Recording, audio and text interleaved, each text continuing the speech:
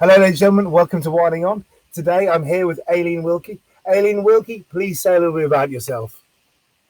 Hello, everyone. I'm Aileen Wilkie, and I have been in the entertainment industry for quite a long time, over 30 years now, and I'm exhausted.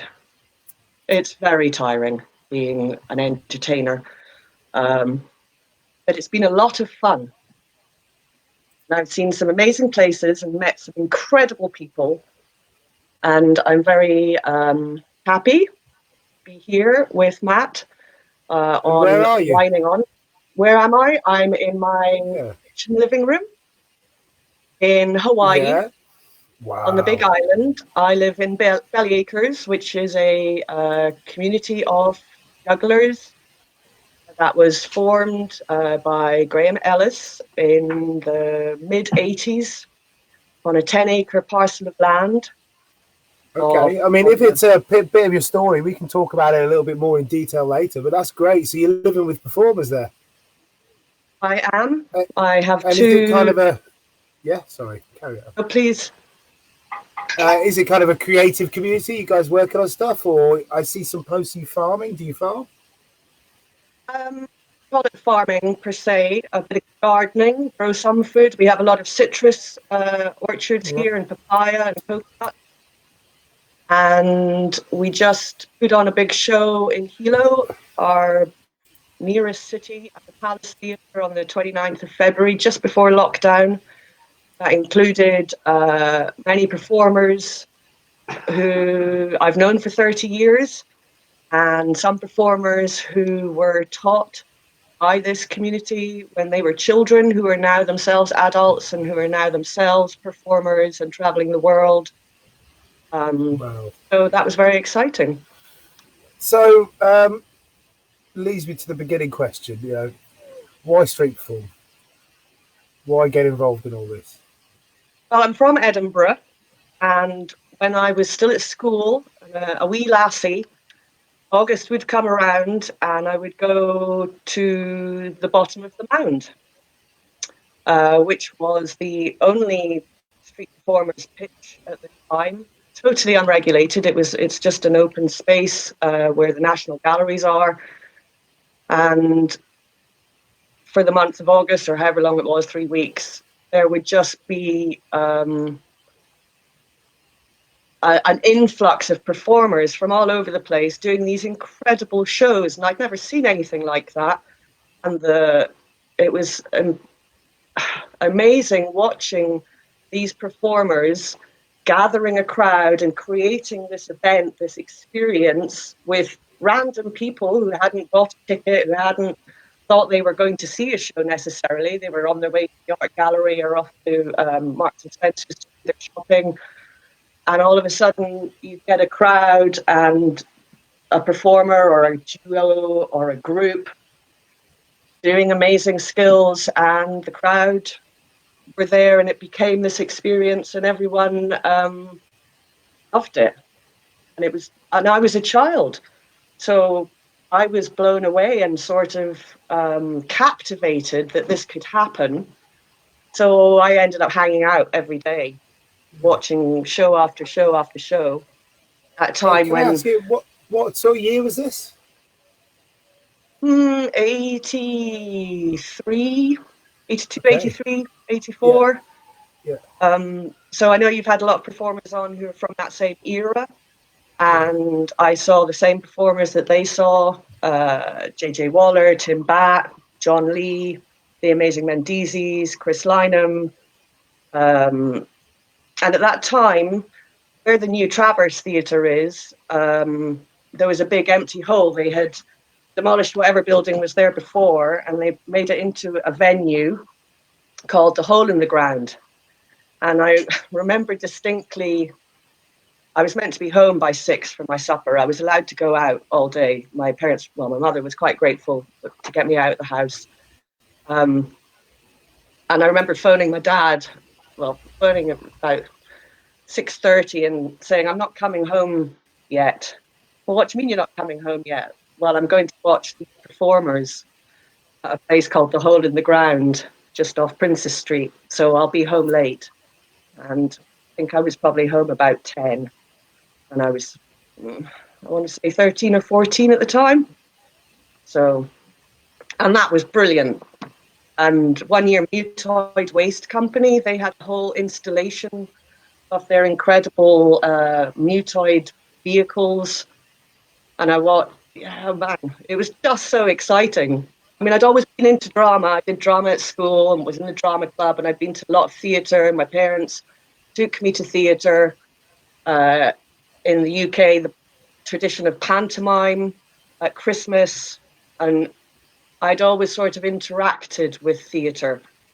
I remember being taken to see the Nutcracker Suite as a small girl, and I think it must have been in the old Lyceum. We had seats that had a slightly partial view behind the pillar, and I remember peering around this pillar, and one of the monkeys on stage was looking right at me, and he winked at me. And all of a sudden I understood that they could see me and I could see them, and that connection just blew me away.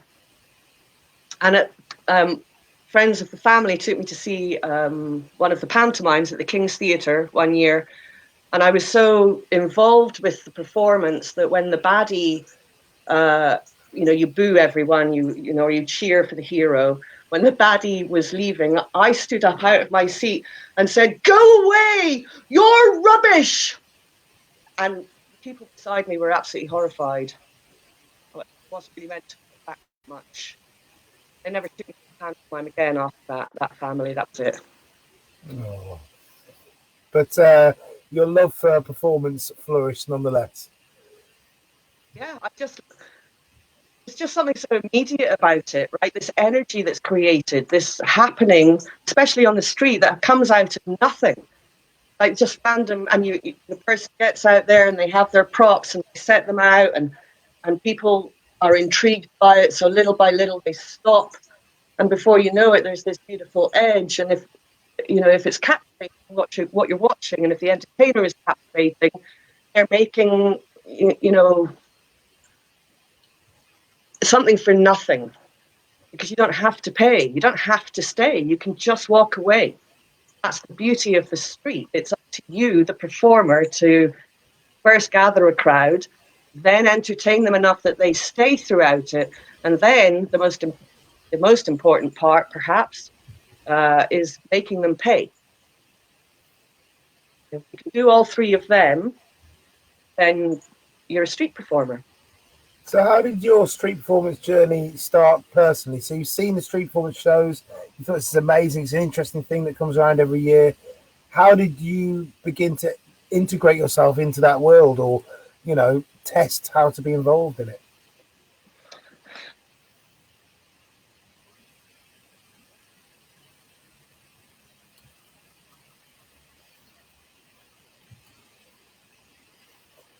Yeah, so we've had this problem earlier on. So hopefully Aileen will realise she needs to log out and log back in again. I don't know why, but between our connection, Aileen keeps getting a mute effect going on. Fairly annoying, fairly frustrating. We tested out earlier on. We did it for about half an hour. We couldn't stop it working. And we couldn't stop it happening, but it does work intermittently between. So hopefully we won't have too much. Hopefully it won't interfere too much with the interview. Aileen is going to be right back in right now. Can you hear me again? Yeah, fine. Yeah, please. The beginning Still of can't you. Hear me. I can hear you. Yeah. I can't hear you, Matt. Oh. You can't hear me. Really? You can't hear me at all? Yes, okay. It's a live stream and they can't hear me. The joy of live streaming and the joy of interviewing people through... Yeah, okay. The joy of interviewing people through fairly janky technology. I'm paying probably £30 a month for this facility. So as I said before, hopefully we'll keep going through it. I'm going to have to fill in and chat and say some interesting things in the interim. Oh, that was really quick that time. So, Aileen is back again. Now. Are we back on? Yeah, can you hear me? I can hear you. Can you hear me? Oh, right, good. I was running out of fluff. So, please, the beginning of your journey. Yes, hanging out with the street performers at the bottom of the mound, and then August ended, and I was so I would have been 15, and I left school, and I left home, and I got a job as a waitress in Crawford's, the restaurant on Rose Street that isn't there anymore. And I wasn't having a really good time, so I decided to go to London and go to Covent Garden and see if I could hook up with some of the street performers that I'd met. So I did, and I did, and that would have been 84, 85.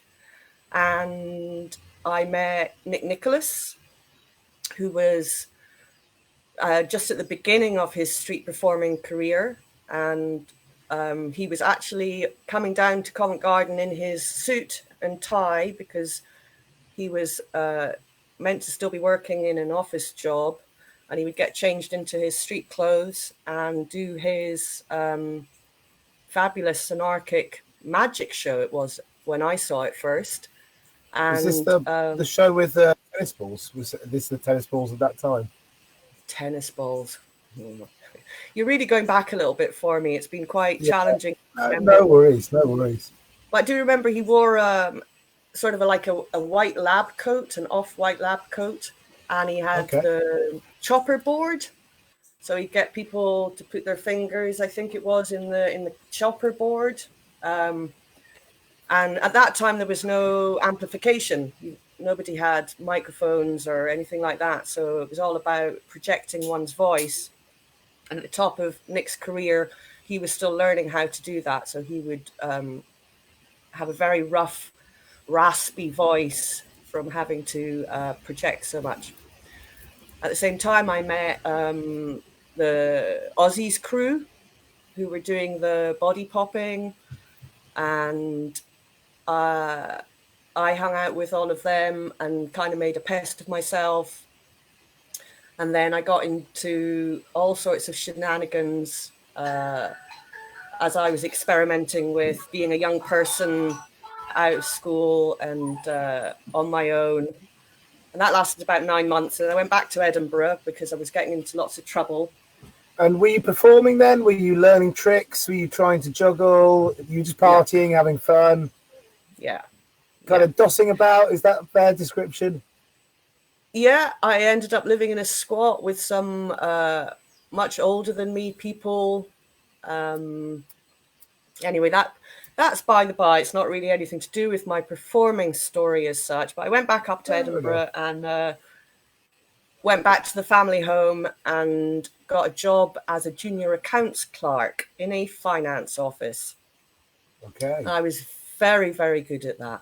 I was the best junior accounts clerk they'd ever had, which I found out when I left. But I'll tell you why I left. So August every year was the festival, loads of amazing performers. And in 1986, I believe it was, a whole bunch of Americans turned up. Charlie Brown, not sure if that was the first year Butterfly Man was there. I know he was definitely there in 87, but just blew my mind. And who was the Butterfly Man? Just in case people don't know who are watching. Oh, Robert Nelson, an incredible performer who did on the street things that it was amazing he got away with. He had a charm about him, but he was just very sarcastic. He was the first person that I saw doing taking a plastic bag and giving it to a kid and saying, "Here, it's a space helmet." And rather than the parents being, "Oh my gosh, you can't say that to my child," the parents loved it. The parents paid the most money. And he had these buffers. He had the most beautiful show. I mean, it was technically excellent. He had a flight case that he would open up, and all his props were there, his clubs, his 5 balls, his hats, and these buffers, foam buffers that I believe use for therapy. And he'd get a member of the audience out and they'd start whacking each other. Well, he'd whack this guy with the boffer, and the guy would be like, and then he'd get into it and he'd whack the butterfly man back, and then they'd just be whacking each other. And it was just joyous because there was no malice in it, but it was right on the edge.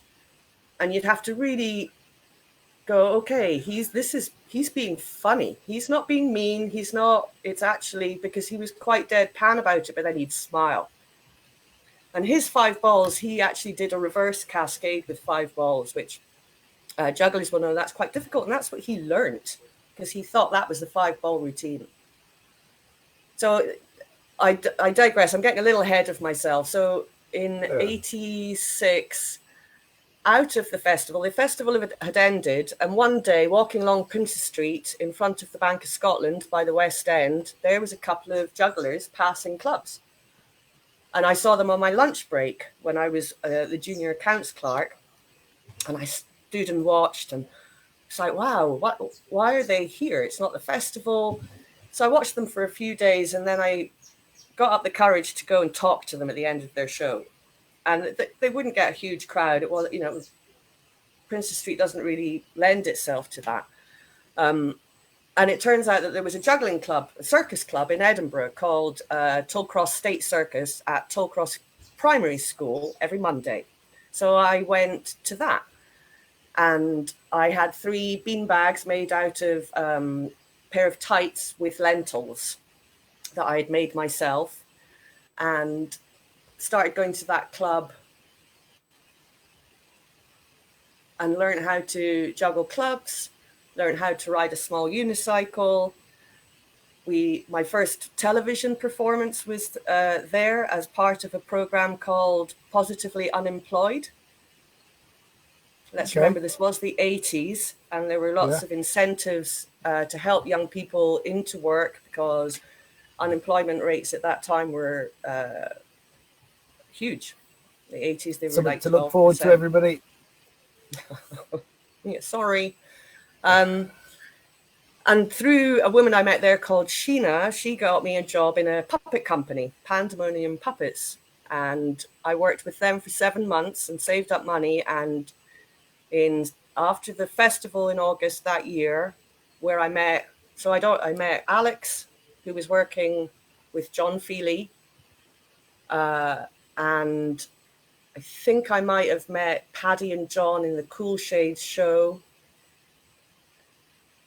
And I met some of the Americans. And that year, the festival was in the south of Spain, the juggling convention, the European juggling convention, in a place called Castellar de la Frontera.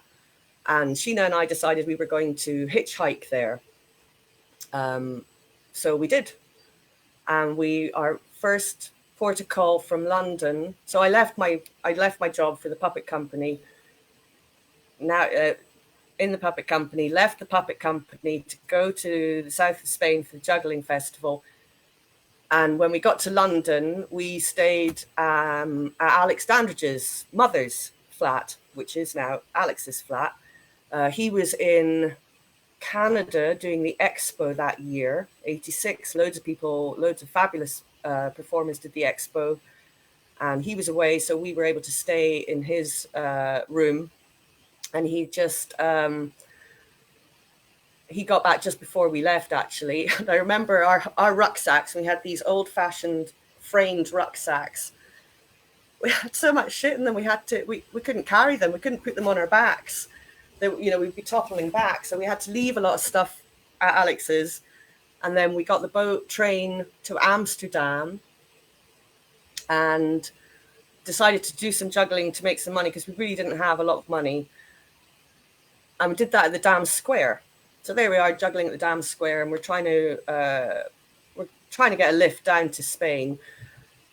And this guy walks up to us, an American, and says, "Well, what are you doing?" And I said, "Well, we're juggling. We're on our way to Spain." He said, "Well, this isn't the right place to do it. You need to go to the Lights of Plain. That's where all the street performers are. That's where, you'll get a crowd." I said, "Well, thank you very much for that." And that turned out to be Lee Hayes. And he unfortunately couldn't give us a lift because his little van was full already of people, but he told us exactly what road to go on to hitch out of Amsterdam, which we then proceeded to do. After having spent almost all of our money in Amsterdam, as one does, had a fabulous time, and then had this incredible journey of hitchhiking together that went remarkably well. We're alive, but did result in us eating cucumbers at the side of a field in some backwater. And then Stolen we arrived. cucumbers was this? No, they stolen were from a field.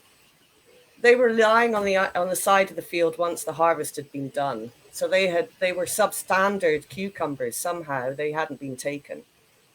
Anyway, we survived and we arrived in Castilla de la Frontera and spent 4 days of just joyous times meeting all these jugglers. They had fabulous live performances every day in the village was on the top of this mountain. And it was, I found out afterwards, it was where a lot of the hashish from North Africa came to. And in fact, a fabulous performer called Magic Bob from Scotland had lived there in the 70s. So, because it was full of hippies. And how, I think Toby Philpott was one of the main organisers, and how he found this place, I've no idea. But that's where I met Sam and Andy, who were then the Sorority jugglers, because Ross was with them. I met Ali from No Fit State. Cotton McAloon was there. Charlie Brown was there. And I couldn't go to any of the public shows. I didn't do the prison show because I didn't have the money to pay entrance into the festival. And I have since apologised to Toby for that, and that's been accepted, so that's good. And that's where I decided that I was going to become a street performer. That seemed like a good idea. You thought, this fits me, this life. Yeah. I couldn't be bothered with a regular, normal job. I knew that right from the get-go. The junior accounts clerk. I mean, there were people there that had worked there for 20 years. And much as it was a job that you could just leave behind you at the end of the day, you didn't have to think about it. You know, I was already pretty sure I wasn't going to start a family, and I wanted to travel, see the world a bit, and be my own boss and do my own thing. And so I can't even remember, how did we get back from Spain?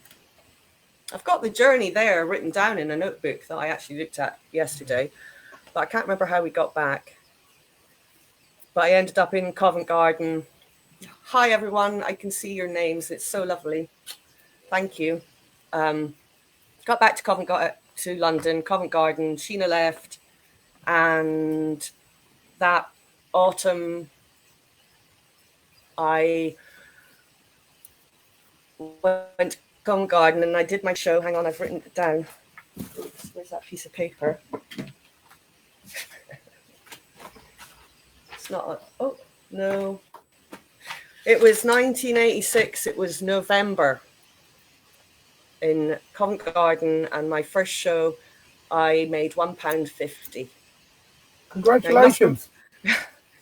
You must remember a pint of beer at that time was 60 pence.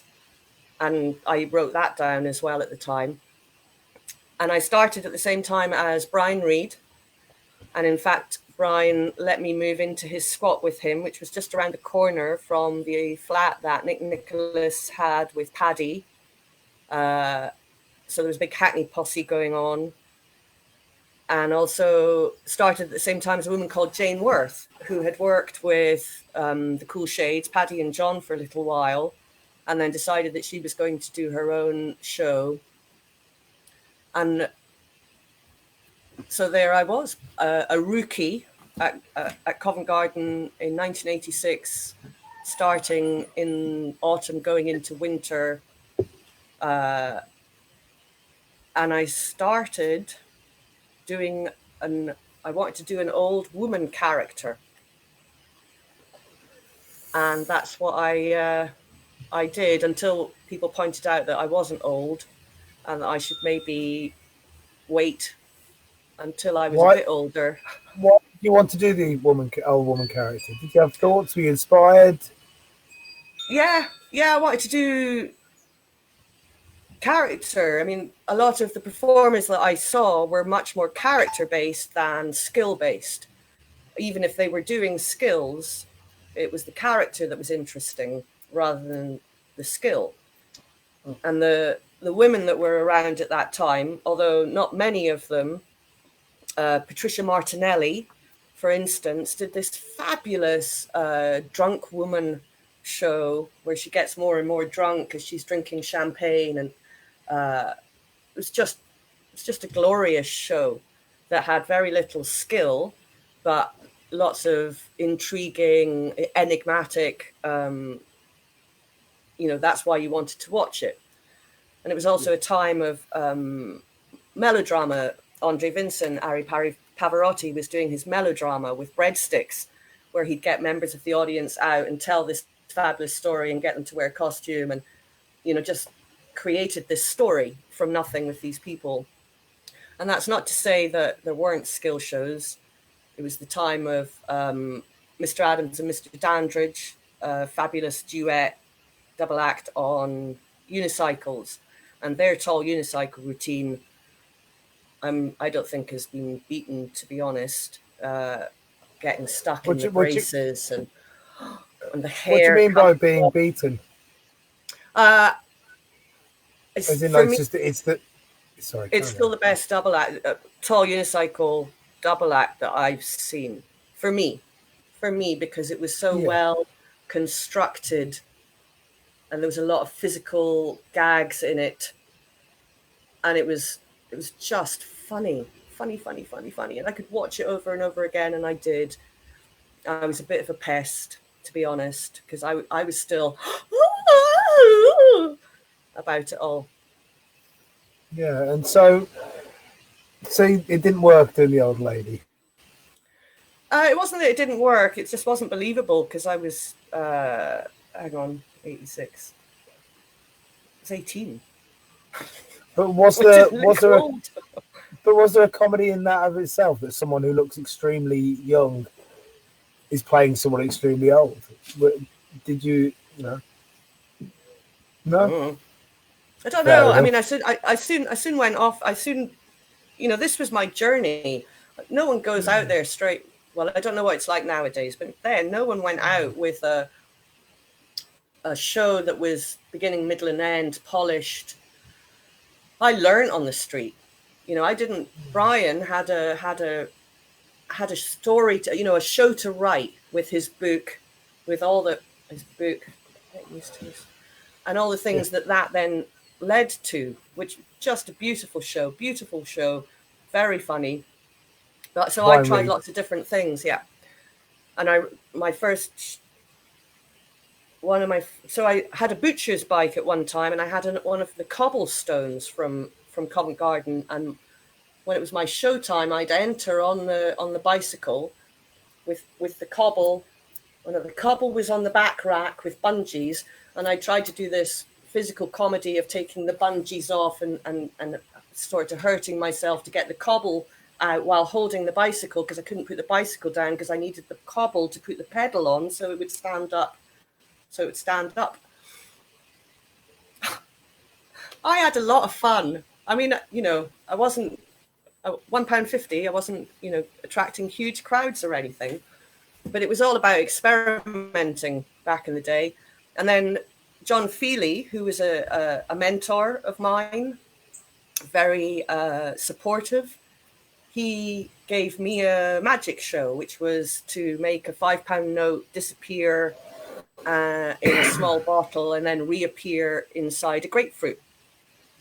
And he taught me how to do that, and I practiced it, and then I did that for a little while. And it wasn't really my cup of tea.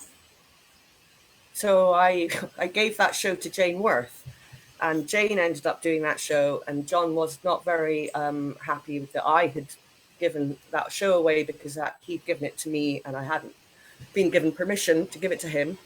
And I'm sorry about that, John. But Jane actually did it beautifully. And I went on to juggling, even though I still wasn't very good. And I do rope tricks, throw a knot onto a rope in 3 different ways. And then I did eating the apple. And I think I finished with 3 fire torches, or maybe even 2. When you say eating the apple, you mean? Yeah, I just stand there and eat an apple. Yeah. And did people enjoy that?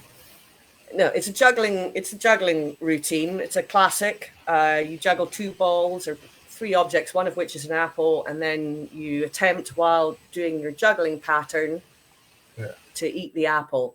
So it's a very visually done well. It's a very visually funny number, and I did that for many, many years.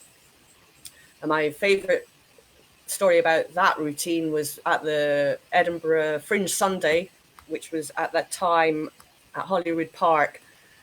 Had done so many shows that I'd run out of apples, and I had to find something to. I couldn't find an apple, but from the Boy Scouts hamburger stall, they had an onion. So I ended up doing the eating the onion routine, which actually went down quite well because, people were horrified that I would eat an onion. I mean, I didn't eat and how did it feel? But I don't care. I didn't care. Did you swallow? I had a massive audience. I had a massive audience, Matt. They just loved it. I mean, it was the adrenaline. Wow, look at your face. Are you sure that's what I'm telling you that's making that face, or is that what you're drinking? It's a mixture of 2. I mean, tonight I'm not going for wine. Tonight I'm going for a very, very special kind of special brew. Yeah. It's a winner. Yeah. Okay.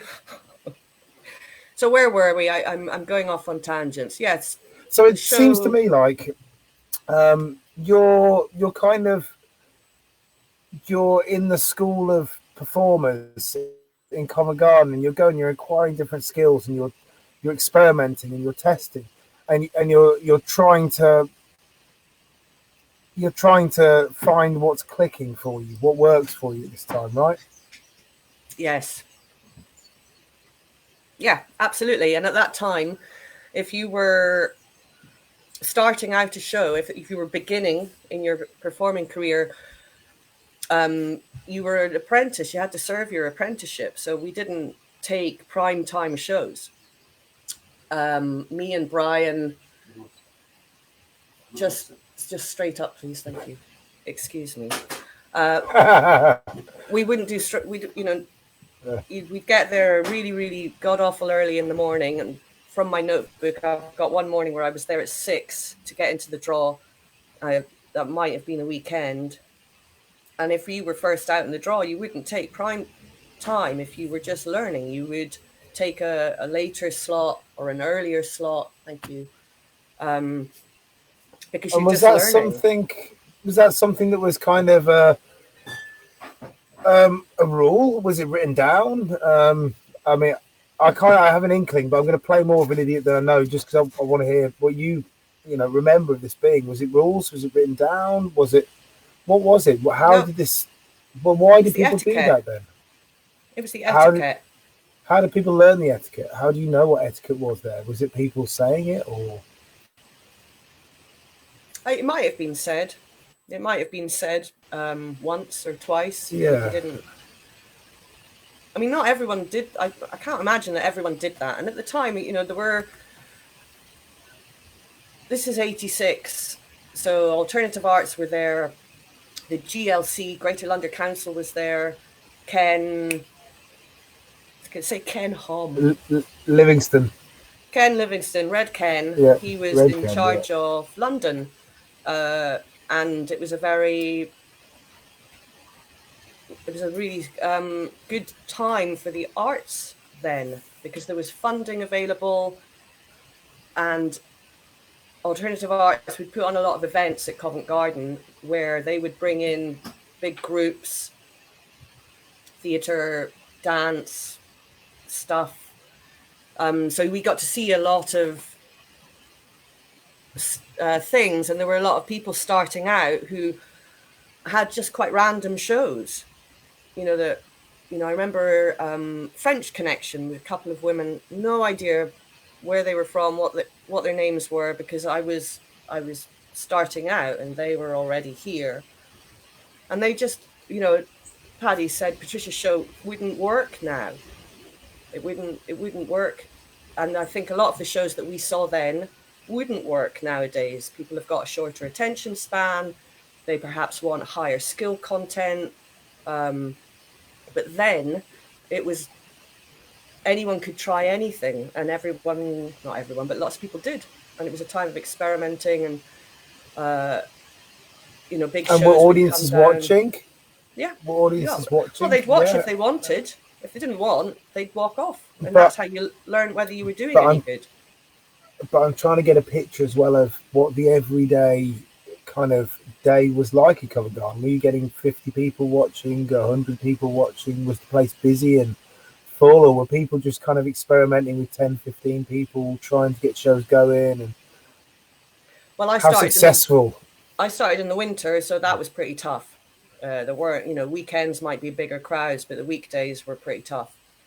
I think the last time I was at Covent Garden, and that's a long time ago now, actually, weekdays were, winter's all workable now. But it wasn't, a lot of people wouldn't work the winter because it was cold and miserable. So I remember there used to be a place called Covent Garden General Store, which I think is where the Marks and Spencer's is now. And it's upstairs, on the ground floor. I had lots of London souvenirs, your double-decker buses, your teddy bears dressed up as the yeomans. But downstairs was a cafe, and they did bottomless cups of coffee. So you could go there. We went there and sat there for hours drinking quite crappy coffee. There was a phase of everyone was playing chess. You only paid the price of one. Yeah. So all the street performers, well, not all of them obviously, would be there hanging out, waiting to do their show or waiting to do the draw even. Can't even remember what time the draw was then. Was it 10? Was it earlier? But you could turn up any time after midnight. Was this the one where you were signing the list? Yeah. That's, sounds interesting. So did you live around the area? Did you go there at 12 o'clock at night to sign your name up, or? I didn't live around the area. No one did at that point. No one could afford to. I was living in Hackney. How'd you get in at 12 or close to 12 to be competitive, to get on the list, so to speak? Because it seems like, if people are going there at 12 o'clock at night to write the names down, and Silver said the names would be, the list would be full. My very poor Silver impression. How did you get shows there then? Well, it was up to you how early. Vans. Sorry. Yeah, well, that happened. I never had a van. I had my butcher's bike. I would cycle in from Hackney. There weren't as many. I don't believe there were as many performers then. I don't believe there were 30 people. But this was the winter as well. Summer was different. Weekends, the earliest I've said that I got there was 6 a.m. And I can't remember what time the general store opened. And then that closed, and then everyone went to McDonald's for a while. And then there were cafes around. Every single cafe around Covent Garden has its own story of street performers hanging out there before the draw, between shows. It was a really interesting place to be, because it's the street. So, and Covent Garden, because of the portico, which at one point was totally boarded off due to renovations or whatever. But other times, everyone would be hanging underneath the portico, but that would also be a lot of homeless people. There were a lot of out-of-work miners in the 80s because of the miners' strike, people who'd abandoned their families up north because they couldn't cope. And they would hang out under the portico with they'd start with cans of weak lager, and within a couple of months they would be on the, I'm not going to say special brew, Matt, out of respect, but it was historically in Britain, in the UK, it was an interesting time. Yeah. And out of that time was born New Circus. So just as I was beginning street performing, there was a lot of companies forming, like Circus Senso, No Fit State, I believe, formed around then. Ra Ra Zoo, and I think, pretty sure RKS was quite a bit later than that, and they weren't from Britain. They weren't British based. And juggling circus arts had a bloom of interest, shall we say. Yeah. And so what sort of show did you settle into in the end? Because you said you were looking around at different shows. You were doing lots of different shows. You were changing, you were moving around. And most performers, you tend to find that they settle into a show or a style of show or style of work that they enjoy, and that's what they focus on. That's what they develop. How did you get to that point? I just really wanted to make people laugh, to be honest. So it was finding this something interesting enough to keep people engaged while I hopefully was humorous. And it took a long time to get to the show that I'm known for, which is the high heels on the unicycle, putting the lipstick on the unicycle. Because I didn't have a unicycle to begin with. And yeah, it was all ground stuff. And learning the trade, learning how to gather an audience, because there's nobody used music to gather a crowd particularly. All right, you had Ozzy's crew and the breakdancers who would have their big ghetto blasters and these massive batteries, 12 of them or however many. Spending 50 quid a day on batteries. So it was about learning the trade of how to get an audience and how to make them stay. And that in itself was a huge learning curve. And John Feely spoke to me a lot about that and talked about shows that he had done where, for instance, he would, if you look at something, if you stand still and look at a point, people will wonder what you're looking at. And they will stop and they will look to try and see what you're looking at, or it could be up in the sky, right? If you're drawing attention to something, other people are intrigued to see what it is your attention is drawn by, and that's a way to gather a crowd. Once you've got them there, that then leads into whatever that next step is. That is an interaction, if you will. Or the other one was drawing with chalk, drawing a chalk line in the space and just being focused on something. And people, I mean, you've seen it yourself on the street, right? Regardless of shows, that if you find someone's intrigued by something, you're going, well, what are they looking at? I'm not sure I can see it, but, it's how to make... I believe there's a short for crowd builds crowd. Crowd builds crowd. Yeah, I'll write that one down. When you see a crowd, you join, yeah. So go on. Yeah. So you were finding the skill to gather people, to hold them. This is the work that you're doing in Covent over the next few years. Yeah, is this kind of idea I'm getting? Is that correct? Well, I didn't stay at Covent Garden that whole time. In '87, the juggling festival was in Saintes in France, and that summer in Edinburgh, because I went to do the Edinburgh Festival. I'd always go back to Edinburgh to do the festival wherever I was in the world, because it was just such a great opportunity. 3 weeks of the ability to do shows and at that time the Mound was not regulated. The high street was not a pitch. The Mound was where it was at, and it was separated into 1, 2, 3 big pitches, and then the jungle, what was known as the jungle. And if you weren't a big show, you started in the jungle.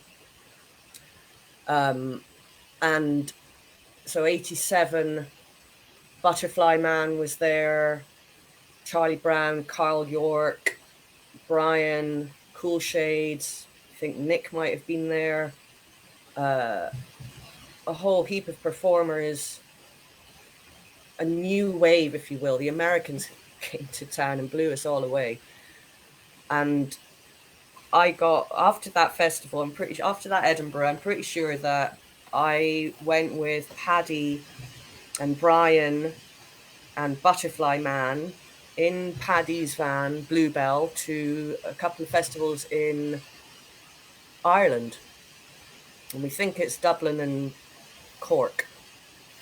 And from that, went back to London after that, after many shenanigans. And So was it a good festival? Did you have a good time there?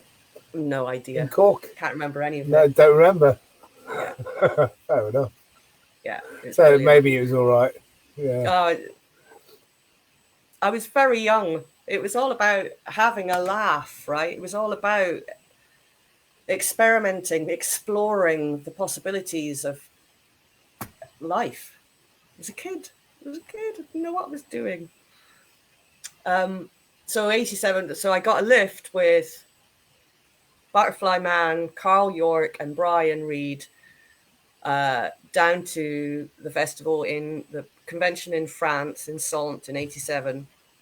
We went to Copenhagen first and then drove down and arrived at the festival, a convention that was even, I think there were 2,000 performers, jugglers there. And they always did a renegade show. This was the first year I'd seen the renegade show. And it was a late night anarchic show where I met Stevie G, Dave Rave, Henrik, this whole other side of the family. And also the Dutch contingent, the Van Vees brothers, Yassine. Do you want to take a little bit of time just to describe a couple of the people from the groups? Describe them in what way? It's just like their act, or something, Well, let me. Cotton's act. Yeah. Cotton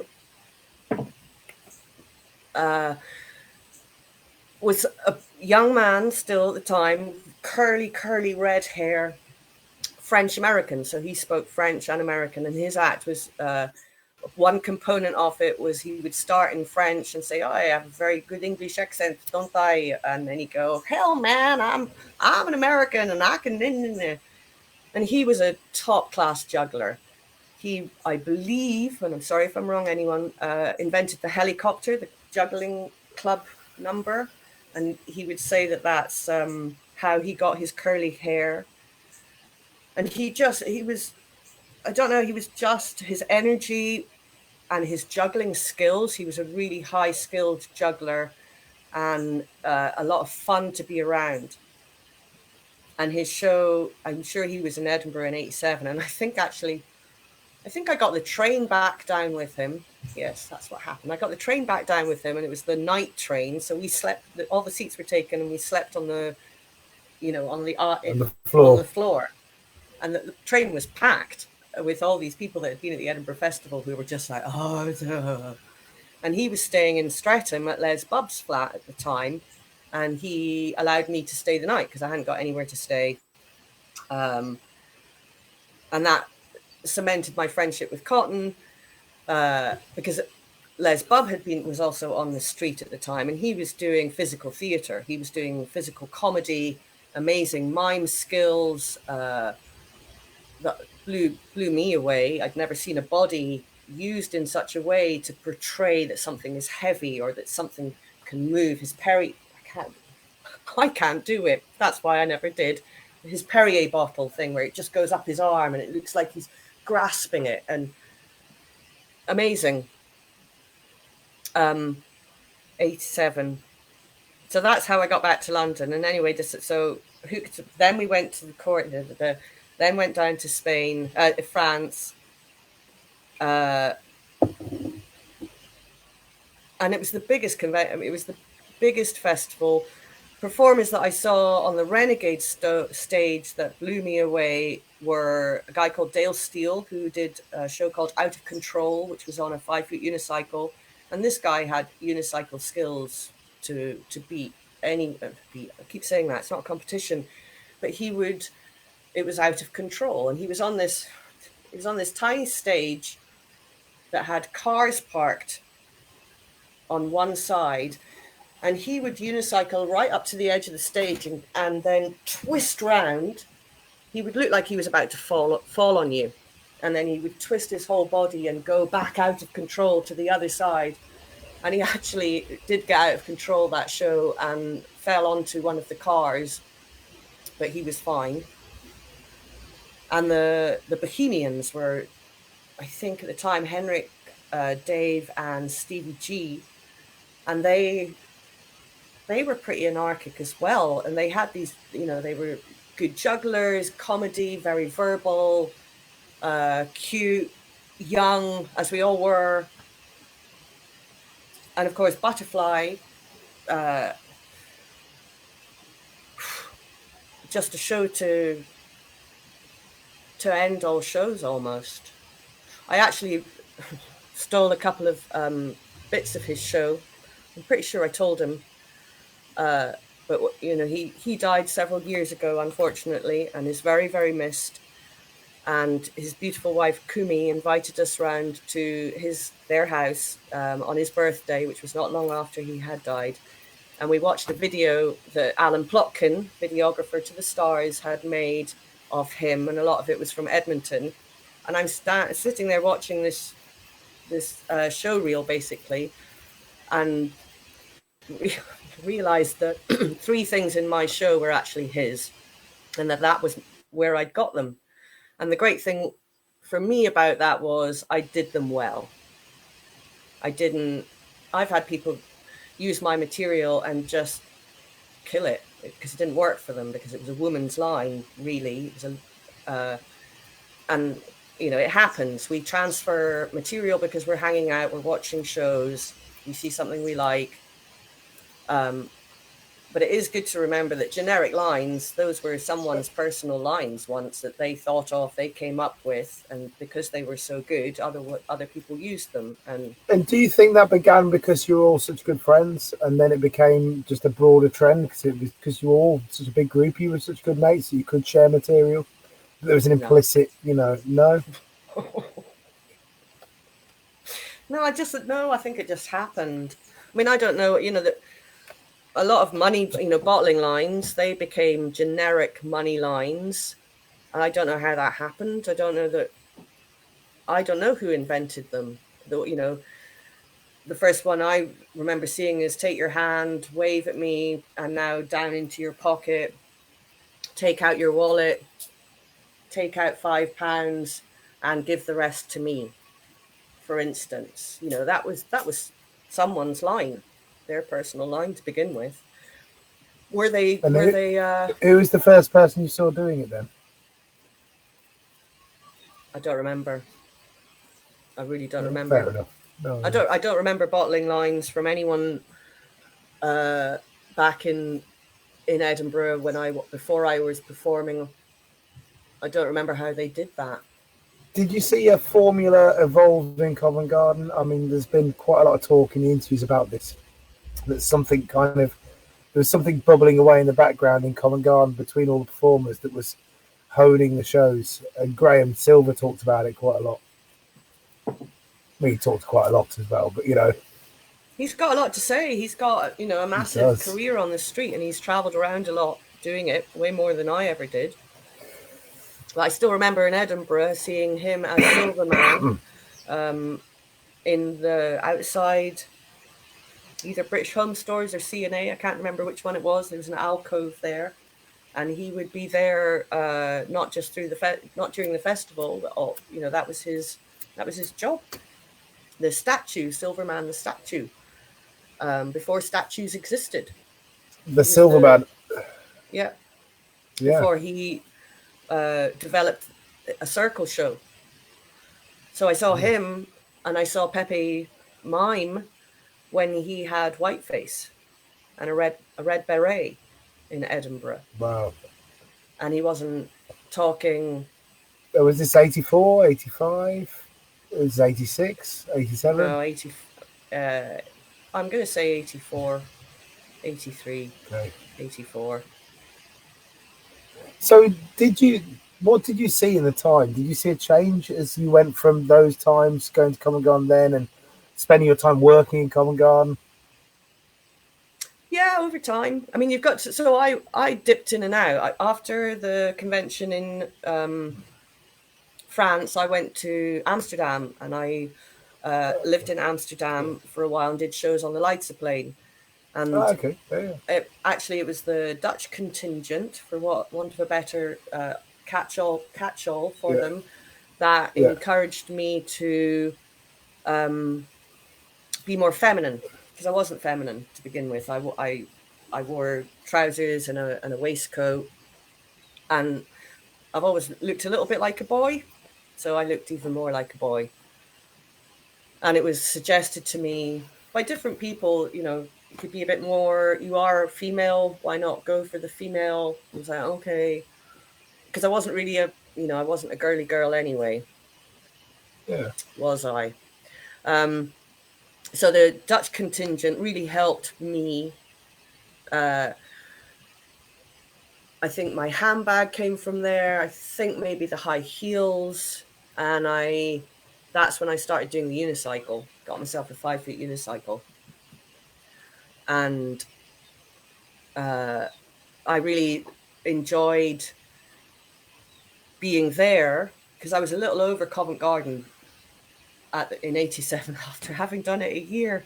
But that winter had been really hard, and I'm at the beginning of a career, still figuring it all out. So, and I could, the Dutch were so, and they all have individual names. They were also kind to me and took me in, and I stayed in the crack house with Yassine and the Van Vase brothers, and Frankie was there, and Shine Rusty, and big shout out to all of them. They all helped me, just like Kino helped me. Kino was a huge resource. He was incredibly supportive. He told me about the ways that he had honed his verbal skill, going to the Speaker's Corner in Hyde Park and bantering with people, and having flashcards where he would have these cards that he would think up 3 things funny about this card. And I was really very well looked after by everyone. And I'm very grateful for that, because it could have been very different. So 87, Amsterdam, and then I went back up to Scotland, because I got involved with a company called the Clown Jewels, who were based just out of Inverness, who travelled around the Highlands and Islands in double-decker buses doing circus and storytelling, and lived in a big house together with buses in the backyard and teepees. And that was the first time that I lived with a group of people who were all doing the same job. And I was employed mostly as a painter of vehicles, and also was given the opportunity to do my show. And that's where I developed my show even more and got much more feminine about it all. And can I just draw you back just before we go? Can I draw you back to when you're in the Dam, when you were doing shows there? Were your shows successful in the Dam? Some of them, yeah. Yeah, no, it was a feisty wee thing. You just keep, you get on with it. It's no. I don't think the street is a good place for shrinking violets. You just got to go out there and die or succeed over and over and over again, until you don't die so much, until your audience. So why did you decide to become more feminine? If the show was working, why did it develop in this direction? Was it just a natural movement, or? Well, no. Everyone was telling me that that's what I should do, because I'm female. As I now understand it, the essence of clown comes from within. It's who we are, except exaggerated. So that's why eventually I became the Scottish lassie with everything's tartan. All my props are tartan. My unicycle seat was tartan. High heels, because, and of course I couldn't walk in them because that's funny, and because I don't like high heels. For me, footwear, if you can't run in them or kick them off and run in them, you need to be earning enough money to get taxis everywhere. They're not practical. They're not safe. Street footwear for me. I'm a solo female working on the street, and I need to be able to look after myself, because you just don't know who's around. And there's a lot of people on the street that need what you have, and if you have, they want it. Yeah. And that, money or energy or. So you want to be mobile? Got to be mobile. That was as I started traveling further afield, I realized that I needed my life to be carryable on two shoulders. No trolley for me, no excess props. Got to be able to move. Did you feel a pressure, just to bring I hate to label this too much, but did you feel a pressure from your audiences to become more effeminate, or was it something that was from the performers and yourself? I mean, I'm interested in why, and I'll be honest, it's a sore note, but it doesn't seem to be as many female street entertainers as there is men. And really? Yeah, and I'm interested in why. Why does that happen? Why do we get to that point? And I'm not sure. I'm interested in a female street. No, but maybe you've got some thoughts on it. Maybe. I did know you'd ask me this, and I particularly decided not to prepare an answer. Okay. Does that mean you won't have an answer, or? Of course, I can talk until you shut me up. I mean, I don't mean that literally. I don't have 4 hours to say. Graham Silver. I know he set the bar really, really high. Well, Rumpel did 6. I can't answer the question of why there aren't more women on the street, because it's subjective. I don't, that's suggesting. It's a really hard question, Matt. I don't know the answer. I do know. So you asked me why I became more feminine. I did get heckled at Covent Garden in the beginning days with something along the lines of, are you a man or a woman? Right. So that made it very clear to me that it wasn't obvious. And that was because that had been made a point, then it was obviously not working. It was becoming an issue, because you don't want your heckling to be, are you a man or a woman? That must have happened in Scotland somewhere, maybe Glasgow. But then you go the other way and you go, well, show us your tits, and that's like, yay, thanks. Aha. Yes. But my intent on the street was to be funny, to have a comedy show that I would see people smiling. That's I've always, honestly, my favorite sound is other people laughing at me or with me, near me. I love it. And as I progressed and was learning the art of street performing, it became apparent to me through feedback from performers, feedback from the people on the street, that my evolution now needed to be more feminine, because I'm female. There's no two ways around that. And because there were so few women doing street shows, why not? And I, by this time, had a unicycle show.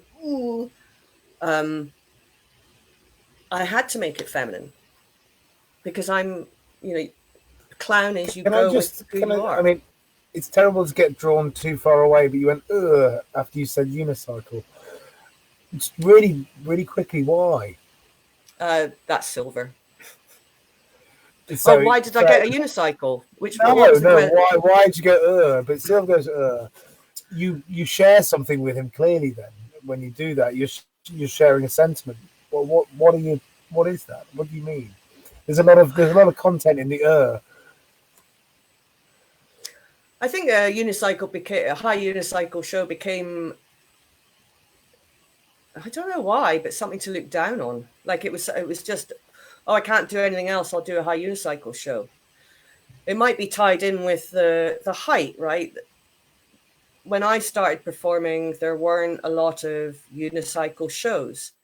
There were not a lot of people who had understood that you can get more people in your crowd if you're taller than them, right? It didn't exist then. It was as in terms of how a show was devised and what was the point of a show. When I started, the point of the show wasn't to earn the most money. The point of the show was to entertain as well as I could. And I've filled the piazza and earned nothing.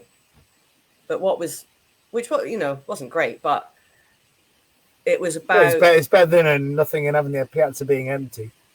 Yeah, well, I would have given up. I would have given up pretty quickly if I didn't have something that engaged people, if I didn't have something that people wanted to see. And as I said, I got a lot of support from people giving me ideas. Some of the best lines, jokes in my show were gifted to me. So I went, I concentrated on the feminine, and then it was like, well, I'm Scottish, so I should also concentrate on the Scottish and the whole tartan thing and the wearing the and you're in Scotland. You're in Scotland at this time, right? You're with a family it's kind of a creative troupe, no? Yeah, they weren't they were performing family, but they weren't. Well, no, actually, they were married and children, and yeah, and that. So hang on, I've got my list. I'm trying to get a timeline, just so that I'm not taking you. Oh, look at my life. It just looks so good on paper. It really, really does. So where are we? So yeah. 80s, Amsterdam. Then I went back to Britain. Oh, and I shared a flat there for a while and did Covent Garden again. And then I went back up to Edinburgh, worked with the Clown Jewels, got an apartment in Edinburgh. With the lovely Kit Russell, who became the landlady to dozens of street performers. My friend Sheena, that I had hitchhiked to Spain with, she had a connection with Nick Nicholas. Nick Nicholas stayed in her flat, and because Nick stayed in her flat, Paddy stayed in her flat, and all of these performers, Butterfly Man, Fergus Aiken, who was I talking to the other day? Steve Mills. Kit loved performers, still does. She's just turned 80, still living in the same apartment, still loves the festival. But back in the day, we had 1 year where every single room in her house was filled with street performers, including the dining room. And Paddy will remember that, because was it the year with, and I can't remember, I'm going ahead in years, I'm terribly sorry, but she had waifs and strays would turn up on her doorstep, and they were often animals. And she got adopted by a greyhound that had been abandoned. It was an ex-Irish racing greyhound, you can tell because they have tattoos on their ear. And Hester, as Kit named her, it was the cat, wasn't it? It was the bloody cat. Oh, I think there's two stories. Oh, I'm mixing you up, Paddy. Sorry. The cat. Paddy's sleeping in the dining room in a sleeping bag, and I'm pretty sure the cat came and peed on his head. Is that right? Yeah. Anyway, so Kit is a big part of the Edinburgh street performing, the festival life for a lot of street performers back in the late 80s, early 90s. And so I was up at the Clown Jewels, and yes, Lindsay, I met Jotty and Dick and Kate and Seb up there. Little Lily she must have been 2 years old or something, and they did a tour called The Fairy Queen and the Goblin King, and that had loads of inflatables, right? So they had these double-decker buses that they would tour around in, and they made the stage. One side of the double-decker bus came down as the stage, and the top was cut off, and they had a static trapeze rig that would come out, and behind the bus they had this giant inflatable hand, and I painted that giant inflatable hand, and I'm not a good spray painter, and it took forever, and it was a very interesting time. And that was the gig. I didn't go on tour with them. I did, as I said, my little street shows at gigs they'd been hired for. But the Clown Jewels was a joyous time in my life, and I did a lot of gigs in Scotland through them, in Dundee and Paisley and Glasgow, and yeah. Sorry, I'm getting a little off track, and I'm. It's okay, it's your story. Take it where you want it to go. Yeah, it peed on his head, the cat. Was it Ginger? He wasn't very pleased. So we Fringe Sunday. Oh my God, Fringe Sundays at Holyrood Park were just a moneymaker, an absolute moneymaker, because you could do show after show after show, and you'd get a pitch. You'd find a grassy area, and you go, all right, I'm going to work here. Do you want to work with me? All right, we'll split off pitches, off shows, and we'd go back to kits with just, heavy money bags. And there was classic year that I think Paddy and I made the most money we'd ever made in our entire lives in one day. And we decided to celebrate that night by having a meal of potatoes and boiled cabbage. It was so cool. So the butterfly man stayed there, and when he was counting his money at the end of the day, I don't think any of us had ever seen that much money ever from a street show. And he got lots of paper, right? Because at the time, I want to say it was, well, there was pound notes there, but he was getting 5 drops, 10 drops, 20 drops, which was kind of unusual back then. Edinburgh was brilliant. Edinburgh was just the festival back in and I'm not saying it's not brilliant now. It's a great place for street performers. But it just back, Do you think it's changed? And how has it changed? From your perspective? Well, it's like everywhere, Aileen, right? So I was going to say another big question. Just answer them in the way you will.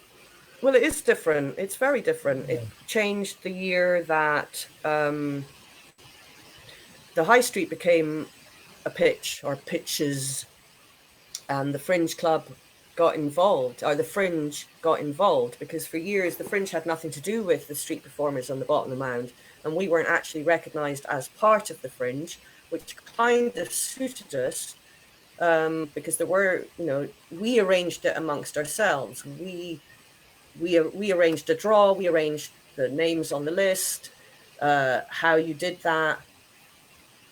And then I think it was 89, we went to the Fringe Club, was in Bristow Square. I don't know if it still is, at the University building, the big rotunda. I think it's a venue now. Anyway, it was the Fringe Club then, and all the Fringe performers got a little pass and were allowed to go there. There was a cafeteria, there was a venue, a couple of venues within, but one was the Bear Pit, which was a really skanky sort of bar that had balconies. So your audience are here, but they're also here and here. And doing the Bear Pit was kind of a trial by fire, if you could do it and get your show off and didn't get bottles thrown at you almost. I've heard stories about this place. It's kind of like a young performer's legend. I say, I'm not a young performer anymore, but it's people talk about back in the day. There was this place down at the bottom from City Cafe. People poured down this hill to this, kind of, it was an industrial site. I think a lot of the time it got pointed at. I think it was the bottom. Am I right in thinking that, down from where City Cafe is? Different place. Different place. I think you're talking about the Gilded Balloon when it was there. Maybe it burnt down. I remember the story of balconies and people throwing things from balconies at people. It might be every pub in Edinburgh, Scotland. Who knows? Maybe. So what was the it like Fringe to go Club, to a place? Yeah, place. let me finish my Fringe Club. You're being very patient. Yeah. Sorry. We got invited. I don't know how it happened. We got invited, the street performers, to put on a street performers cabaret. And this had never happened before. We'd always sort of been not shunned, but we're on the street.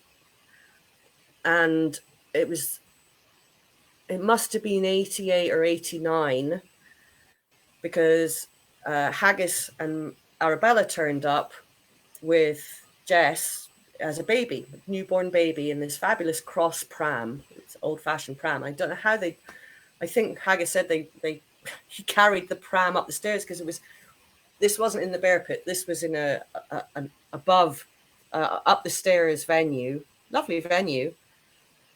And we put on this cabaret. Paddy was in it, Haggis, a whole bunch of performers. And I remember I decided, because I was still experimenting, that I was going to do a very different number where I was wearing a yellow polka dot dress, and I played a bit of Moonlight Sonata that got increasingly bad. And then I did the egg challenge. And I've only done it a couple of times in my life because it is a bit nasty, which is where you say to your audience, I'll give £20 to someone who will let me break 2 eggs over their head. And of course, a drunk man said, so he comes up, and I sit him down and put a towel around him, because it's a raw egg, and he's out for a night in the town. And the gag is that I broke 1 egg over his head and said, well, thank you very much. He said, well, where's my £20? Well, I said, £20 if I broke 2 eggs over your head. I think I might have dropped the second egg on the floor, so I couldn't do it. Anyway, it's a very funny gag. I think he was all right about it, but no one gets £20. No. I'm a Scot. I'm not about to give £20 away or break 2 eggs. Eggs are precious things. I do remember I got heckled that show by a woman. She wasn't very happy with what I did, and she heckled me. And afterwards, we were all like, what was that about? That was, solidarity. So Paddy's saying, Jules invited us. Isn't that lovely? Lovely. So that same show, the people running it, the tech, the backstage crew were Bruce and Andrew. And Bruce and Andrew are now heavily involved, and have been for years, with Glastonbury. And that was the first time that we had met them. And I think we got quite drunk that night, and Nick and I, and maybe Paddy, we found one of their walkie-talkies, and we decided to take it for a little walk with us. And we got into all sorts of trouble with that. We thought it was hilarious. We were just having fun. Well, they still speak to us. You got to tell us some of these things that you got up to. Then let's. Well, at least this is just live, and you're not recording it. Oh, thank goodness for that. Well, it's live and recorded as well, but you don't need to worry. The world's an understanding place now. I don't think anyone would really care, Matt, to be honest. No, and I think you kind of got. Yeah. We were in the Playhouse for some reason, and we managed to, Susie, get onto the stage in the Playhouse, and I'm sure it was Nick's instigation. Oh, maybe we were at a club upstairs. There was a nightclub upstairs, and he found this door, and he was like, let's go for a little walk.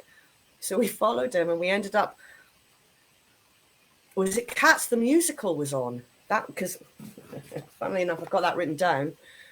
That was 1990, because I was back in Edinburgh, and I was skint, and I was living at Kit's, paying rent there, and I had to get a job. So I applied for Cats the Musical, and I got the job, and I was the best usherette and program seller they've ever had. Oh. And so how long did you work there? Too long. too long. I can't stand the music. Yeah, because I'd have gigs as well, little gigs around Scotland, but I needed to work. I couldn't live in London. I couldn't afford to live in London. Couldn't afford to live in London until I got involved in a housing association years later. And I'd stay on people's sofas, and Nick had already gone to Australia, New Zealand. Were you living up there and then jotting back down, like popping down, seeing the peeps, and then going back home, earning your cash, or? Yeah. No, so I wasn't in Covent Garden. I didn't really do a lot of shows there. The end of the 80s, early 90s. I was elsewhere. A lot of it based through being in Scotland. I met and the festival. I'd always do the festival, so I would see all my London mates in Edinburgh. And I also met an American dance company who did percussive dance. And they invited me to go to the Shetland Folk Festival with them, where I ended up performing. And then they invited me to perform with them in America. So we made that happen. And I opened the show sweeping the stage before they came out. And then they would bring me in at some point in the show, and I did my juggling routine, my 3-club juggling routine. And through being there, I got to work at the Inner Harbour in Baltimore, which is a street pitch. And that was 1990, I think. And there I met Scotty and Joan, Jerry Rowan, a whole heap of other American performers who I'd never seen in Britain or Europe. And was it a different culture? Was it a different experience? Yeah, all organised, all regulated. You had to book a month in advance, and so Scotty and Joan helped me out hugely by getting me in touch with people who were working there, who were on the schedule for that month. And I think it was a guy called Stuartini in the first place that he allowed me to have some of his time slot, because you'd get a day or you'd get half a day. You could do as many shows. And so he gave me some of his time. And I was going to travel down to Key West in a car that I didn't have, but that never happened. So I went back to Britain Christmas 1990, and then was in Edinburgh. I don't think I lived back in London for quite a long time, but I was still doing. I would do Covent Garden when I was in the area, if you will. Yeah. And so, yeah, crack on, mate. Prove the archive. Oh.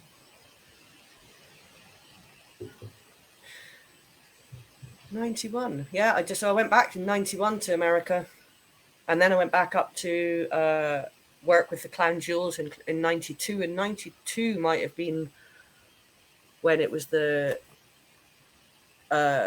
big tour. And then I got work. Then I got '93 to '95. So I'd been very inspired by certain theatre companies, like Theatre de Complicité were huge in the late 80s, and they all trained at Lecoq.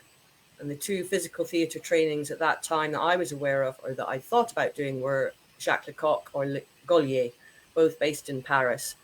And because I wasn't really sure where I was, going with my career, I decided I wanted to do Lecoq. So I applied and I got accepted. And '93, that term started in the autumn.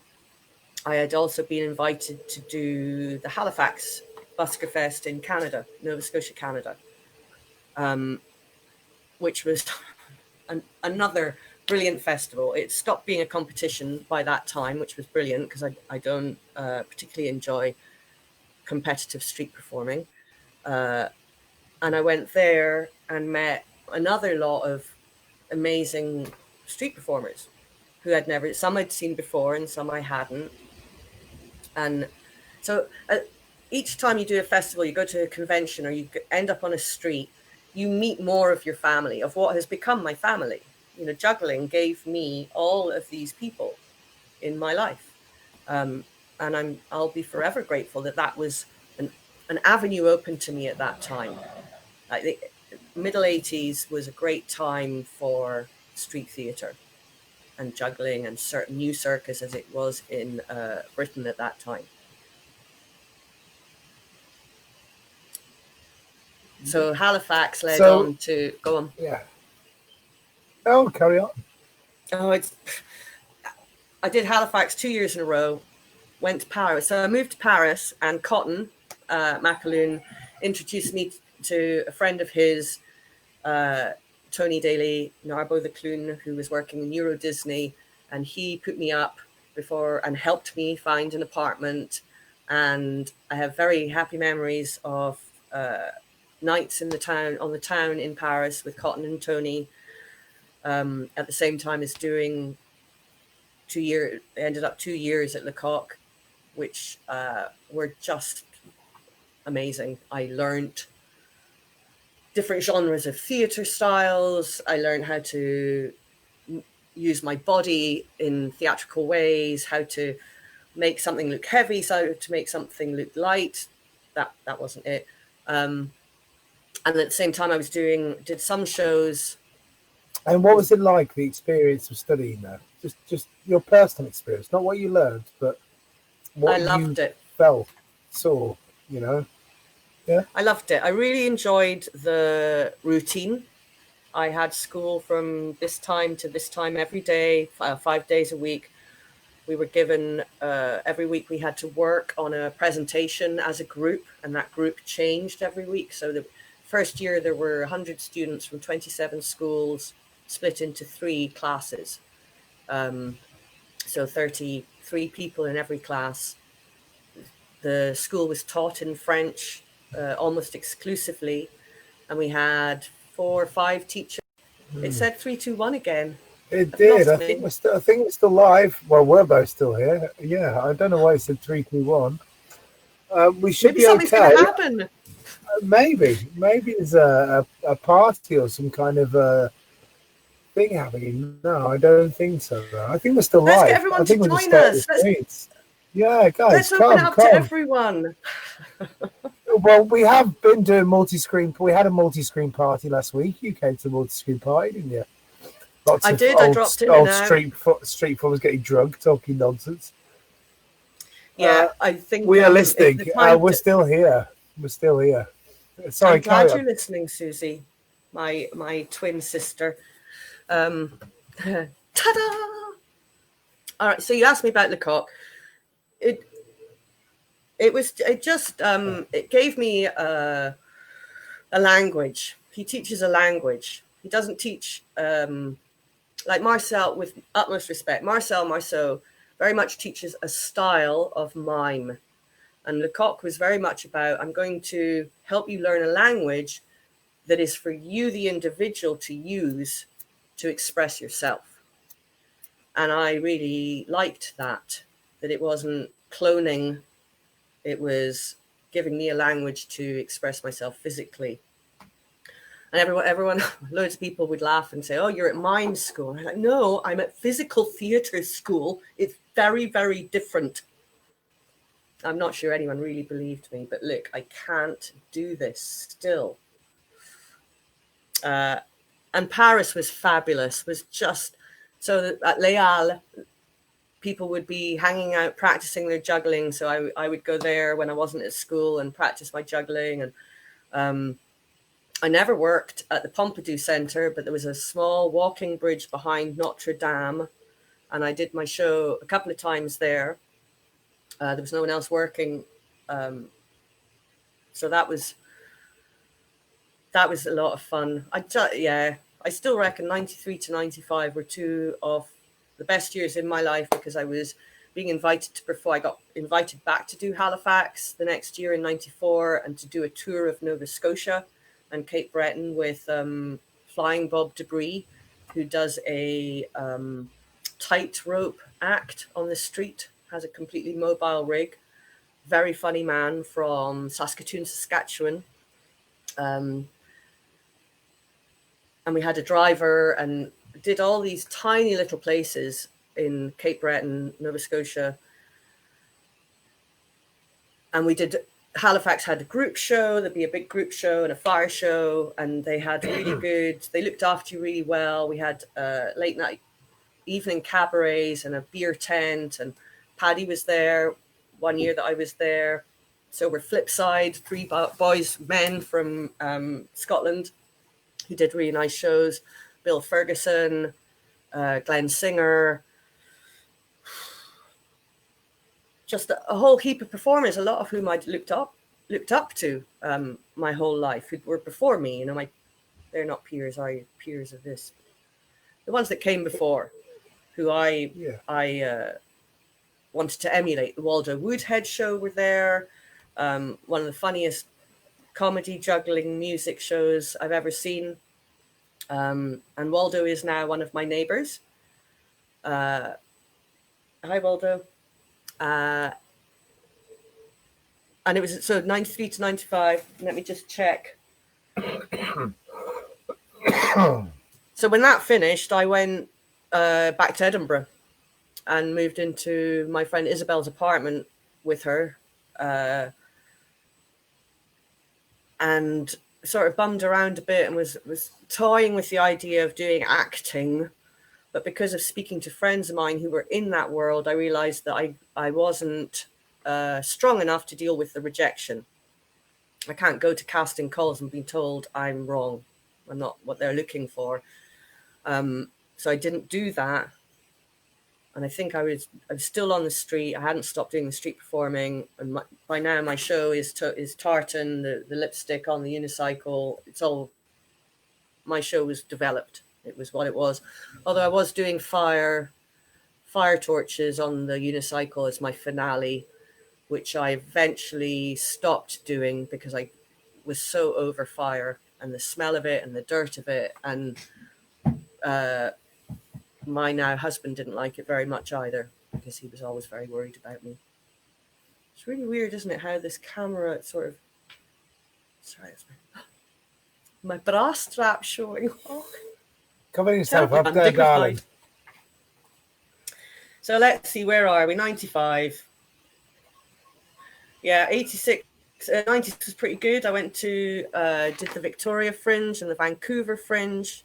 Vancouver's where I met Tamara, Shirley Sunflower, as her act was then. Oh, no, it was before she did Shirley Sunflower, actually. She was in a trampoline act, I think.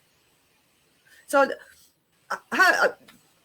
along the way, I met some incredibly talented female performers all over the place, including, I met in Amsterdam, Maika Erden, who I think when I met her, she was still doing a double act, but then went on to develop Venus as a character, fabulous diabolist, juggler, comedian. I also met in London, Ava Hess, Enigmatic Eve, who did a really beautiful character number. I went to the juggling convention in Verona and I met Tash Wesp. Finally, we had heard about each other for a long, long time. And she actually gave me a lift to the airport when I realized that my flight out of Verona back to Britain, I'd missed it, not by very much, just by an entire day. So she gave me a lift to the airport and we swapped street performing stories and got to know each other, which was lovely.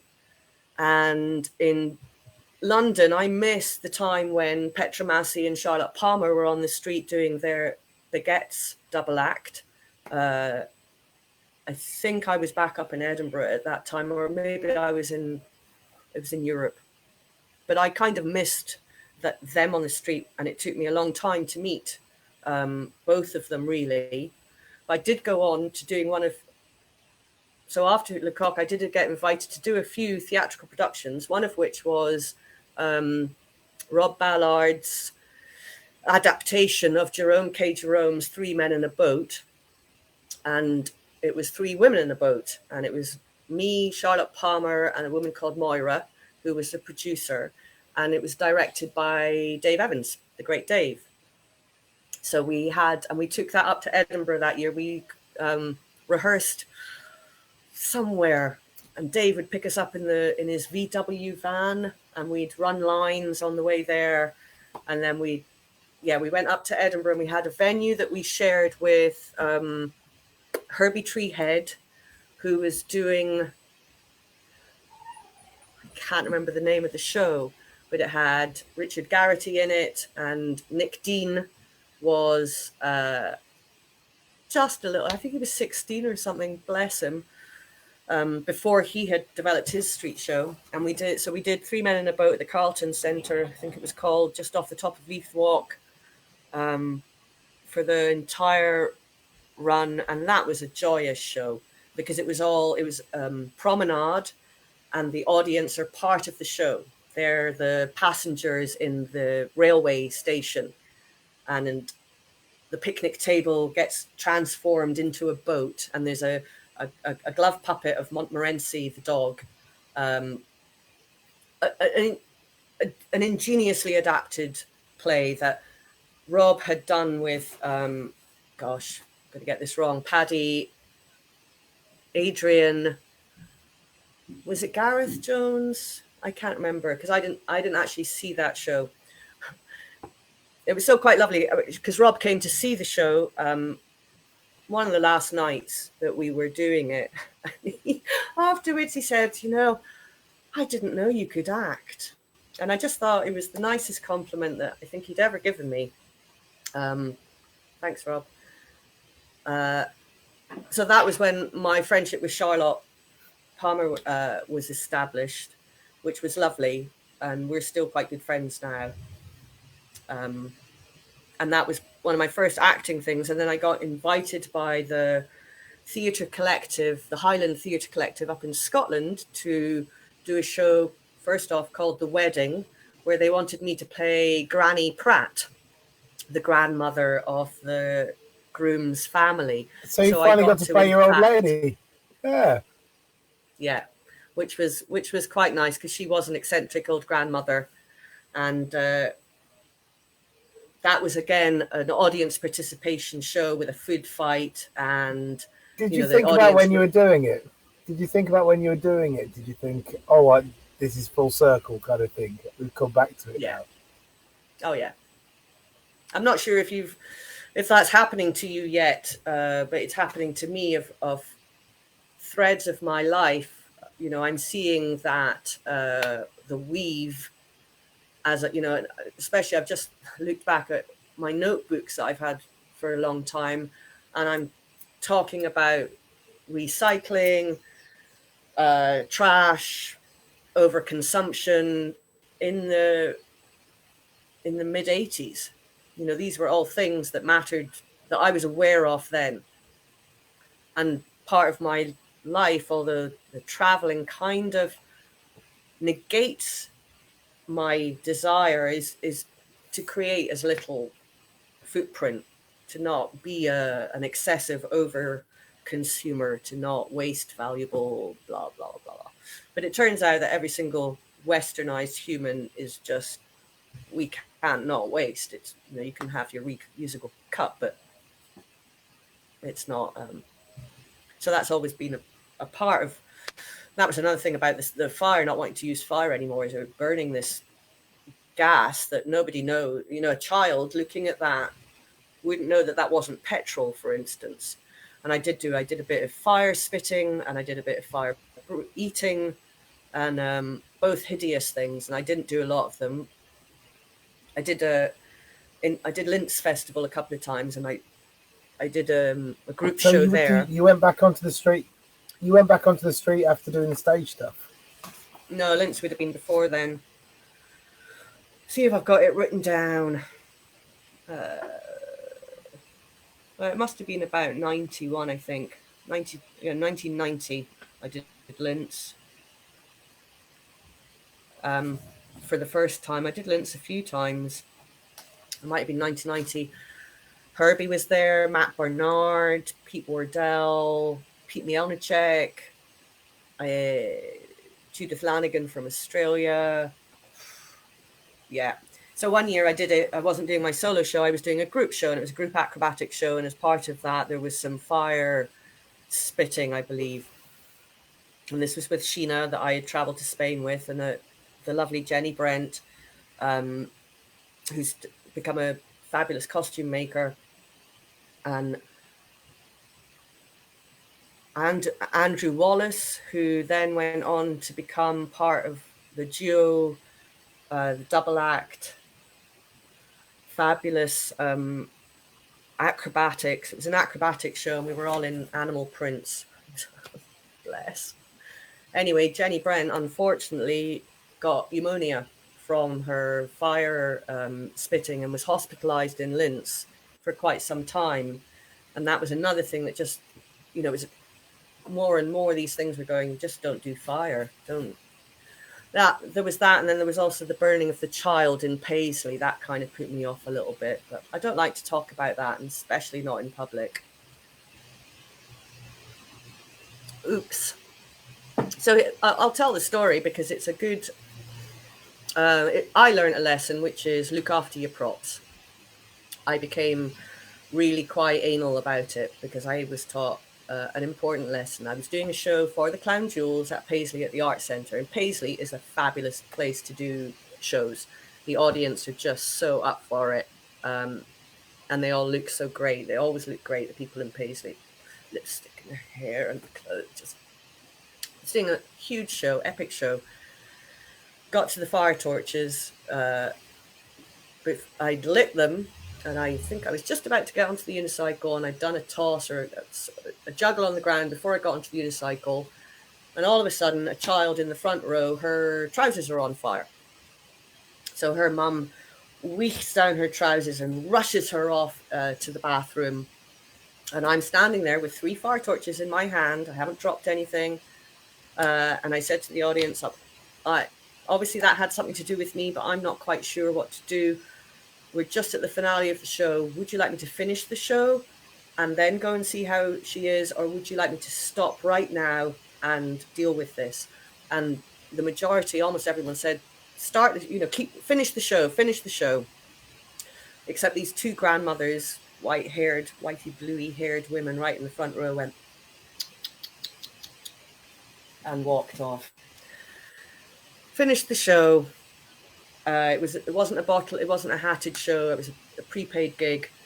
Fire torches out, put them down, went into the bathroom, and the little girls got, it's not a bad burn, it's not a big burn, but it's a small burn, and they took her to hospital, and she was all right.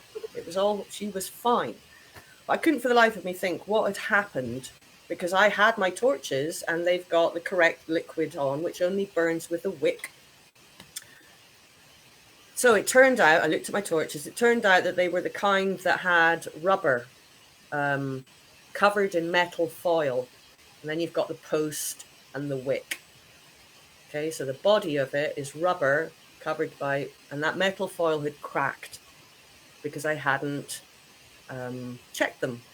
And I believe a piece of the rubber burnt, melted, caught fire, and flew off onto her trousers and set her alight. Polystyrene trousers on fire. It was her fault, really. All the parents, yeah, for choosing to wear it. So that was I stopped. No, actually, I didn't stop fire at that time. I got myself a set. I think those were Todd Smith torches. I went and got a set of Henry's torches, which are wood and then a metal circle, and then the pillar and the. So that would never happen again. Yeah. So that was one thing that led me up to not doing fire. Oh, and then fire was banned all over the place eventually as well because of other people's experiences with burning. And so how did the show change when you took fire out of it?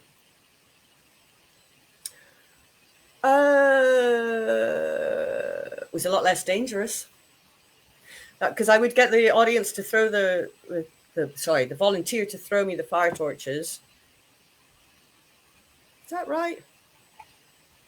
No, I would light them. So I went from I went from lighting my torches on the unicycle and juggling them myself, I believe, to the audience member throwing me the 3 clubs one after a time on the unicycle. And the third club, instead of catching it and then juggling, I would catch it within juggle. So when they threw that club to me, I had thrown the first club so that I could catch it. And so you're not a committed. lot of people did that. You're committed at that point. Yeah. Yeah. And it was actually quite difficult. Yeah, it is. Well, you're relying so much more on the volunteer at that point, aren't you? You know. Ah, well, you've got to be good at picking a good volunteer. That's part of the stagecraft.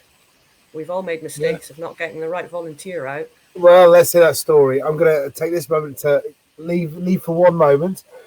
Let's hear a story of picking a bad volunteer. I don't know. I have a story that I'm willing to tell about picking a bad volunteer, but I'm glad you saw the lizard. It's not a lizard, it's a Madagascar gecko. I saw the blue lizard as well. I didn't mention it. Bloody hell. Yeah, well, Paddy has and Lindsay has, so I'm going to tell them about the lizard. They're not an indigenous lizard here. They're from Madagascar. I think they came here maybe in a bunch of bananas, and now they have decimated. Now they have decimated the local gecko population, and have sort of taken over. They're beautiful to look at, but they're very hungry, and they poop everywhere, which is American for shit. Where were we? Oh yeah, don't choose a bad volunteer. Well, I have a nice volunteer story, and that comes from Halifax. So two of the pictures there were, as I remember, were on the waterfront, and this one was I think the ferry port. So I'm backing on to the sea or the river or whatever it was, and it gets to the point where I'm looking for a volunteer, and there's a speedboat that has stopped and are watching the show from out on the water. And I say, would you like to be my volunteer? To the guy, thinking, well, he'll say no, or if he wants to, he'll drive closer to the dock and he'll climb up the steps and join us. Well, he didn't. He dived off his boat into the water and swam and climbed up the stairs and joined us, soaking wet. And it was one of those beautiful moments that you only get on the street, is that hazard, that haphazard thing, that unexpected gift. And that was such a great example of it, because then I had to be concerned for him, because he was soaking wet and he was wearing his trousers and everything was on display. And he'd just been a hero. He'd just been a hero, yeah. And he was actually a really, really good volunteer. But he could have just motored up to the steps and climbed up without having to dive in. It was all a little over dramatic. How did you have to look? Do you have to look after him after that? Did you feel like a sense to have to care for him because he made this effort to be? Always look after your volunteers. You've got to make that the best experience that they've ever had. So I managed to borrow a sweatshirt off someone who was in the audience. So he peeled off and put this sweatshirt on, and I always had a tartan towel, and I dried his hair. And I think at that time I was putting a kilt on my volunteer. I think I was doing that then. So I would put the kilt around him so he was not quite so on show. And then we finished the show, and it was just lovely. And then he dived back into the water and swam back to his boat. No, he didn't do that. Yeah, well, it would have been good if he did. So I think we got up to, in kind of chronology of your life, I think we got up to like 95. Were we up to around about there? Check your notes, my darling. Check your notes. Yeah, well, 93 to 95 was, as I said, Paris and Halifax. Yeah, so then I went to Vancouver, Victoria, and I got invited to do the first annual Festival of Arts and Ideas in New Haven, Connecticut, as I like to call it. I don't know why the C in Connecticut is silent. I'm not quite sure how I got invited to do that festival, but it was quite an amazing festival, and I got to see Buffy Sainte-Marie live, and I got to see Ladysmith Black Mambazo live, and I did had fabulous. The shows were on the grounds of the university. I think it was Yale University, or at least in a park, with massive crowds, just huge crowds who'd never seen a woman riding a unicycle in high heels before, and they just loved it, you know. And I couldn't, you know, I was on a bit of a roll at this time, and I couldn't really put a foot wrong, and it was so joyous to be creating this energy, this show, this happening, and that's exactly what I'd wanted to be able to do, and turns out I was able to do it. So 97, 96. And then we went to Guernsey. That was fun. Paddy was there. Silver was there. Cole Haggis was there, I think, even. And Windsor and Matt. And, yeah, Dave Evans even. So 97. Oh. And what was it like there? Was it fun? Guernsey. Did you have a good time? Yeah. Yeah. We always had what a good was it? time. Was there a festival? Was it Guernsey did several different events, and Jersey as well. I don't think this was Liberation. This might have been Liberation. Did you see it again? The Liberation It's so distracting, isn't it? Yeah. No one's mentioned the fish. The fish is a native inhabitant, though, isn't it? You know, people understand that it's meant to be there. Yeah, it lives in this house. Yeah. I'm not sure if 96 was the year that Paddy told us that he was going to have another child, or whether that was the year that it was a competition and I won. I believe that he just said me and Silver announced our pregnancies. I do remember the pub. Remember the pub. Yeah. I do remember the pub. I remember every single pub I've ever been in. But I do remember Silver and Paddy announcing their pregnancies. Medical miracle. And it was just, yeah, because now we're all family. We're this extended family. We've known each other for at least 10 years by this point. A bit longer, actually. So there we go. That was Guernsey. And that wasn't the competition that I won. I can't remember. So what was the competition Guernsey. You won then? That was a stupid competition. I'm not into competitions between street performers. There's just no point. Why would you do that? It's a gimmick. It's a gimmick to sell it to the public. I think that's what people use it for. You know, I don't believe in competition between street performers, but I've been tempted to sell it if you're going to try and create something. Well, just if you're going to try and create a London festival in Covent Garden, you create a competition. It's easy to sell. It's the easiest thing to sell because people understand it. They understand the dynamic of it, don't they? Yeah. I just think, you know, especially when there's money involved, it doesn't bring out the best in people, in that camaraderie together. It's one of the things that in the street has always been a little off-putting, and perhaps this is one of the reasons there aren't more women on the street, is because the money. That there are some performers who like to talk about how much money they've made. And if they've made more money than you, they're a better performer than you. They've got a better show than you. And my experience of that, I have a different perspective. You know, if you earn more money, you're better at asking for money. It's not necessarily because you're doing a better show, or your music's louder, or you're taller, or your gimmick is, you know. Anyway, there's no point in getting into that. Well, if you don't want to talk about it, you can do. This is your story. So we're up to, I think it's like 96 now. You're traveling around. You're having a good time. You're doing these interesting festivals. You go around with a big group of friends. You've got friends from all over the world. Are you spending the next years jet setting around the world, going to festivals? Absolutely. Yeah, 97. That was a big year. I went to, I think, Christchurch. I did Christchurch in 97. Because Jodie had seen me in Victoria in Canada doing the Victoria Fringe Festival. And if I'm correct in thinking, that would have been 94. 6, and that was the year that Princess Diana died, I think. Well, every year Princess Diana died, I was in the Fringe Club after having done shows, hanging out with Jonathan. Oh, I wish I could remember his second name right now. The Fool, Jonathan the Fool.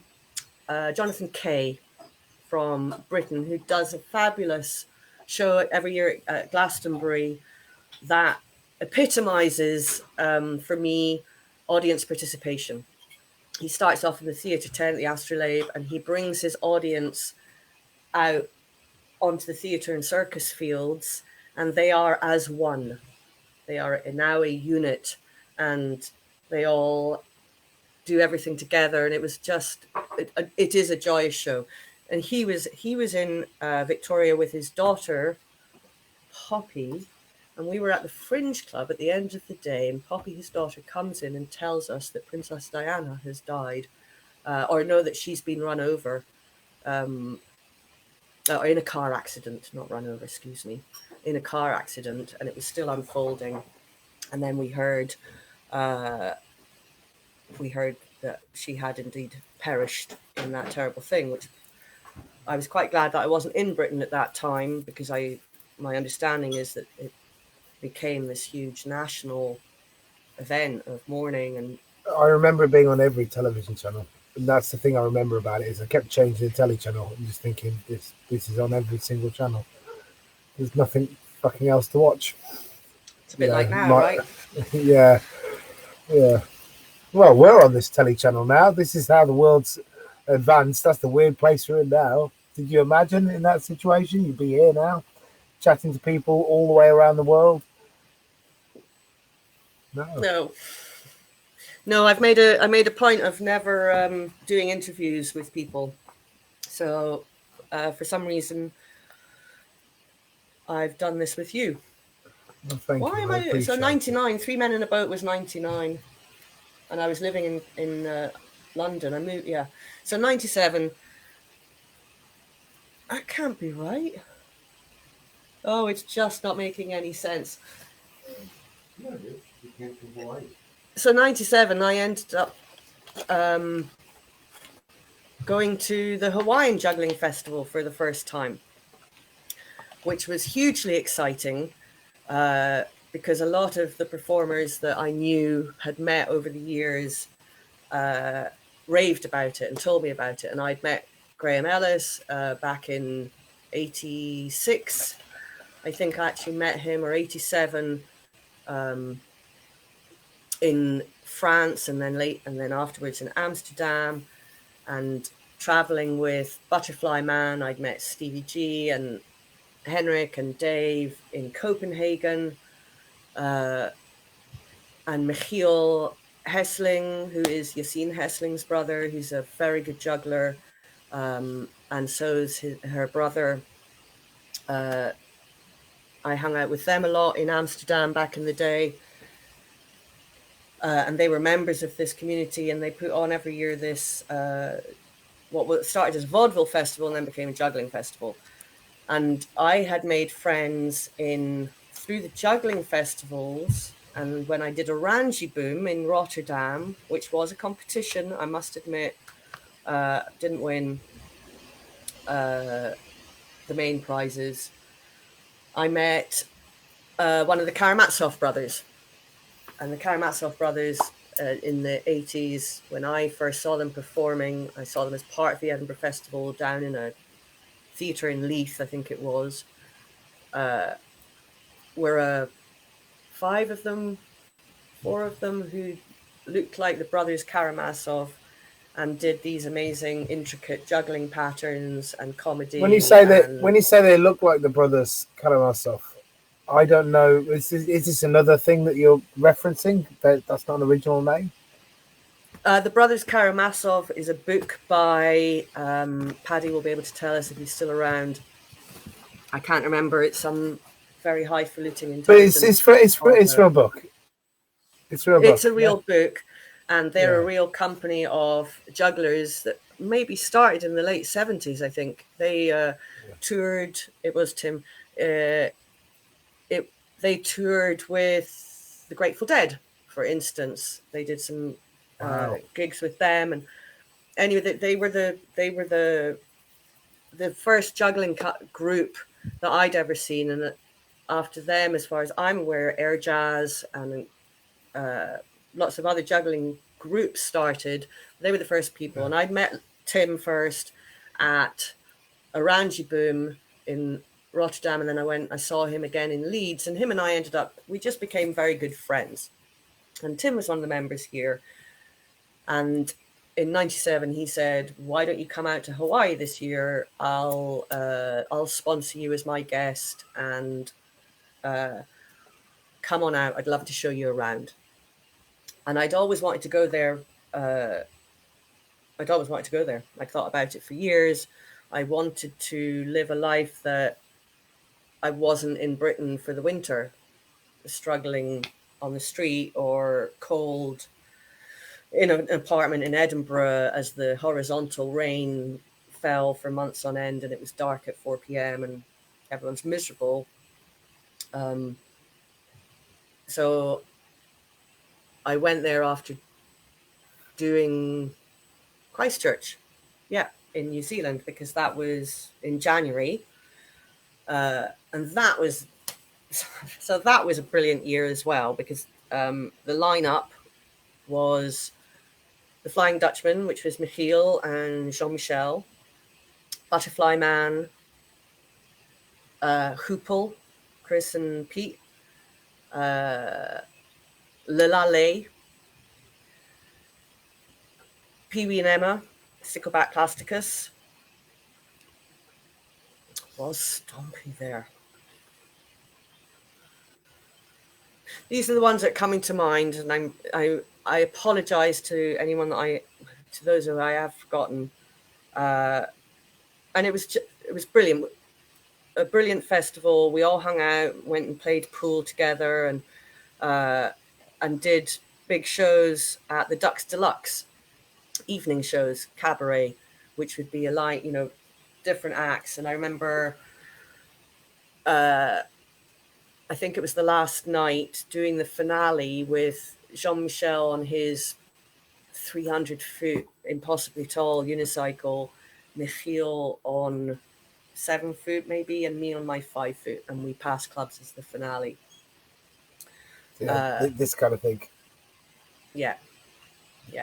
It was just, and then I went to Hawaii, which blew my mind, and was so overexcited by the whole thing. And Tim showed me around, and I came to Bellyacres for the first time and met the people who were here, and the festival was amazing. And I think that year there were a couple of hundred festival goers. Not sure if that was the year that Lindsay was here, but a whole heap of performers that we know all went there at various times.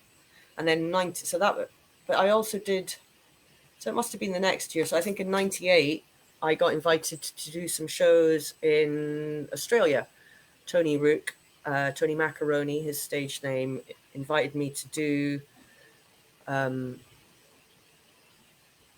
gigs in Winton, North Queensland.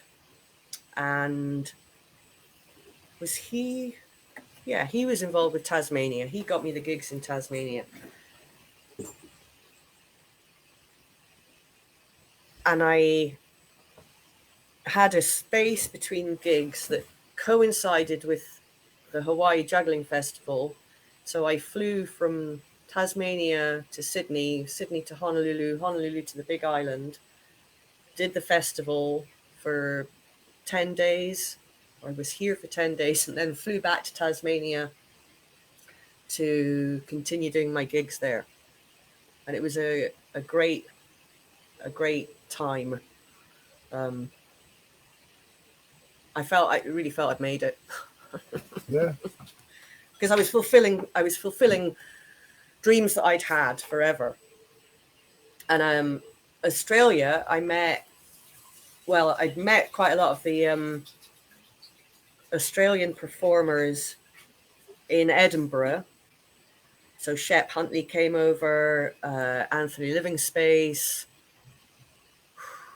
a whole heap of other ones. And then when I got to Australia, I met in Tasmania. I was sharing a house. We all shared a house for the Taste of Tasmania Festival. And Haggis was there with beautiful Bella, and their daughter Jess was 14, 15 at the time. Leroy was there. Tom Greeder, Shep Huntley, a couple of a musical group that I can't remember their names. Sorry. And we all stayed in this house together over Christmas and doing shows. And it was again another lovely family coming together and spending time together, eating together, drinking together, doing shows. And Tasmania is a beautiful place, and the audiences. So I did shows. I was able to pay for my flight to Hawaii in a day's worth of shows in Launceston. And were you going on the pitch together? Were you all doing shows on the street together? We were all hanging out. We were hanging out behind the pitch. So at Taste of Tasmania, it was this lovely pitch that they'd put in raised bleachers. And then there was a tent with the sound equipment and everything, and we would all hang out there watching each other's shows. And lovely, lovely thing to be invited to. And it was, thanks. Where are we? We're 98. So then I went back to London, and my dear friend Lucy, who was in a housing association, a room came up in her housing association in North London, Islington, and she offered it to me. And her housemate said yes. So I got an affordable place in London, a room in a shared house in London in a housing co-op. So I was able to be in London, and I went back to Covent Garden, and that was 98, and started working again at Covent Garden. And it was already a very different, quite a different scene by then in terms of what shows were on, although there were some that continued right through, like Ozzy has continued right through, Charlie until this day. Through. Yeah. So, a lot of fun, a lot of really great performers. And what do you notice in terms of the difference? You said it was different, I haven't been back in years, Matt. And the last time that I walked through, it's probably me that's different. I'm different. Where I am in my life, there was nothing about. Had it changed the last time you were working there? From the beginning you worked to the last time you were working there, had there been a difference? Yeah. And what do you think there was, if there had been? The corporatization of the market.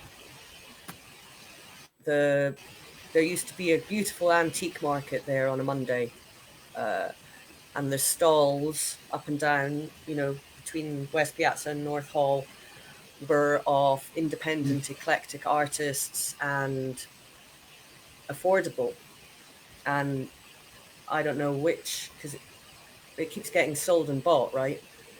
And every time it appears to me that it gets sold and bought by another corporation for their portfolio, the rates rise. There's less independent shops there now. There used to be lots of quirky places to go and visit, and there's less of that now. What kind of quirky places? Well, I don't know. Well, do you remember any? Was there any particularly big ones? No, but they were like just. Anything? It wasn't Jamie Oliver's chain, and nothing against Jamie Oliver. He's probably a lovely man, but it wasn't all chains. It wasn't all just a franchise of a big shop. There were smaller shops, I think, or not retail premises, but names. I mean, is the tobacco place still there? The lovely tobacconist? I think it's still there, but I'm not 100%. Not toy shop. Toy shop downstairs. I think maybe some of the stuff in the market's there on the downstairs. couple of bits and bobs. I think one of the things I was thinking of where the Apple shop is, there used to be kind of an amusement thing. I think people told me about. It was like an Can't remember what was attraction. there. There was attractions there, but I think it's this thing that it was built. Covent Garden was built back then, by the sounds of it, to service national tourists, people coming to London for the day, people in the local area who are coming to absorb culture and experiences. Whereas now it's built to service international tourists and high spending tourists, your Saudi Arabians, people like that. Yeah, that's what's changed. And the parking's gone up. Who can afford to park there anymore? It used to be free. What do you think about the change of the shows? So do you think the shows have changed? I mean, I think it's clear to say by what you said they have, but what do you think? It's been quite a long time since I've wanted to watch a street show. Well, once again, maybe like, the last time you were in Covent Garden compared to the beginning, just particularly on the kind of shows that were working there.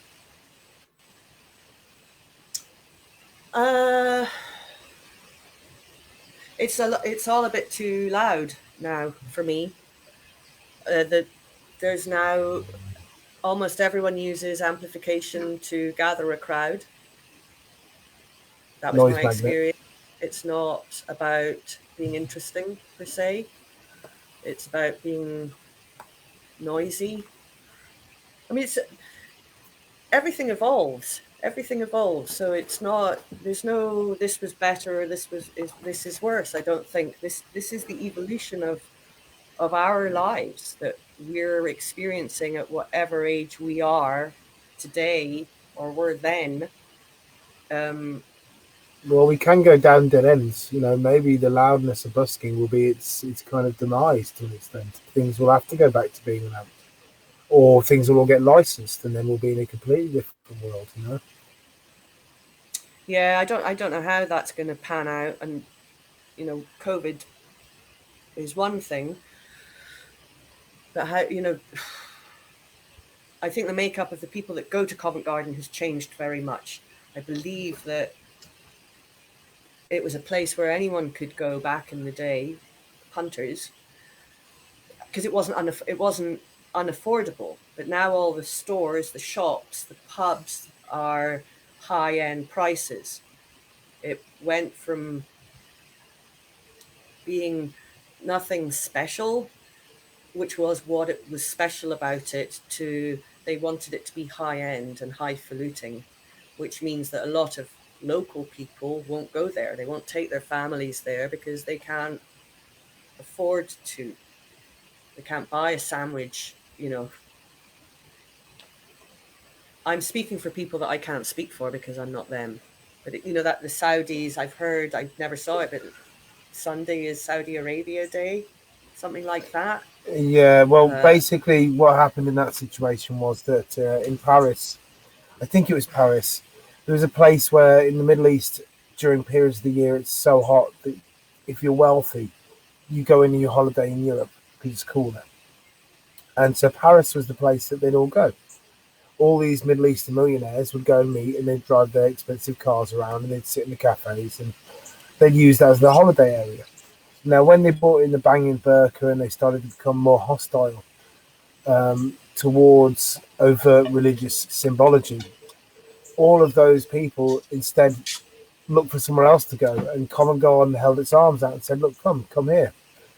So they've advertised, pushed it, did events to try and propagate it, and they've now established that as the new place that people go, or one of the new places people go if you're from the Middle East and you're a millionaire, to hang out in the summertime. And so Sundays you get people queuing up to go to all the most expensive restaurants, and they're interesting crowds to play. I mean, I don't mind it. People hate it. People really complain about it because they're not a street show savvy crowd, but it's, you make what you can. Life gives you lemons, eh? So Andre is pointing out that the street performers were a reason why people went to Covent Garden, which I totally agree with. Do you feel that that's changed? Yeah, I think the street performers are one of the reasons people go to Covent Garden. definitely on Sundays, the guys that come from the Middle East don't come to see the performers. The performers are kind of a side novelty that they can kind of look at, and they want to talk in the square and they want to hang out. They want to treat the square as a place for them to socialise and be seen, not necessarily a place to see. You know, it's a different need for the space. So those things do come into conflict a little bit. You're getting less English people there than what I remember when I began. You're getting more European tourists coming there for the kind of boxed experience. It feels like you don't get people staying there show after show after show. What you get is people coming, dropping in for a show and going. So you've got this packaged street show experience, this one show experience. You guys, when I hear you talk about it, it seems like you had people waiting to watch the shows. It was like it was a cultural experience. People were engaged in the experience of being there. You don't really have that now. You have people watching one show going. And if people stay for more than one show, people think it's a problem. The performers think it's a problem because it's going to fuck up the next show's hat that your front row's recycled. I think it's dark days for Covent Garden, in my own opinion. But then, you know. Well, don't lose heart, Matt, because this, this period of time is shaking everything up. This is a time of change, of reinvention, of, hopefully moving from one, for want of recycling a term, this one paradigm to another paradigm, a new paradigm, kicking and screaming as apparently it is. Something new will come out of this. I mean, this has come out of it. Look at this weekend again. There's the Buskers Online event, 24 hours of buskers from around the world that you can sit and watch on your screen. And I mean, live theatre has changed. So I started seeing it when I was a small child. I have no idea if we've got a guest surprise artist. That runs about a minute later. What, you didn't mention my name? Can you turn that off and come in? Do you No, I'm mind not if coming I in. have? Forget Oh, it. please. Okay. Do you mind if I have a guest? I know one person, two people here will be very pleased to see him. I saw Andre on here. Exactly. How about if he sits down and gets Would you like this? Oh, yes, I'll sit down. Oh, I'll help you up if you need. Hey, you didn't mention my name. You've got it on. I did. I mentioned did? Waldo Woodhead show once. Did you? Yes. I hope so. Hey, Hello, Matt. Hi. Matt, I'd like to Hey, introduce nice to meet you, buddy. This is Paul Burke, aka Waldo, from the Waldo and Woodhead show. hey, Paul. I see you commented. Nice to see your face, brother. Cool. And Andre is here. Andre's on there. Yeah, Yeah, and Paddy is here. that's awesome. He just said Wally. Wally. Oh, love So it. wave He at used to call me Gerard. Gerard. Gerard. Oui, oui. So I realized that I didn't have much to offer, and I thought, haha, I have a mystery object, and this is my. Well, it's great. It's great you got the mystery object. It's kind of turned into this kind of uncomfortable phone call where you push someone to the camera. I told him about this. Does this make you uncomfortable, Matt? Well, no, kind of. I'm not uncomfortable. Say hi. Okay, I'm willing to go with it. It's not the format I'm used to. I'm not prepped for Easy. Paul. That's all. See you guys. Yeah, Thanks. you do. Thanks for the GoFundMe account. That's why I came in. Okay, yeah. Because a lot of street performers gave me some money and got me here in Hawaii. So that's cool. Thank you. Say bye-bye, Wally. See you. Thanks for Bye, popping Wally. in. Oh, absolutely. It's just going to take my nap. The fat man. I don't know him. Did he do street shows? Yes, the Waldo Woodhead show was one of the big double act comedy juggling music shows of its time. And they traveled all over the world and appeared on television and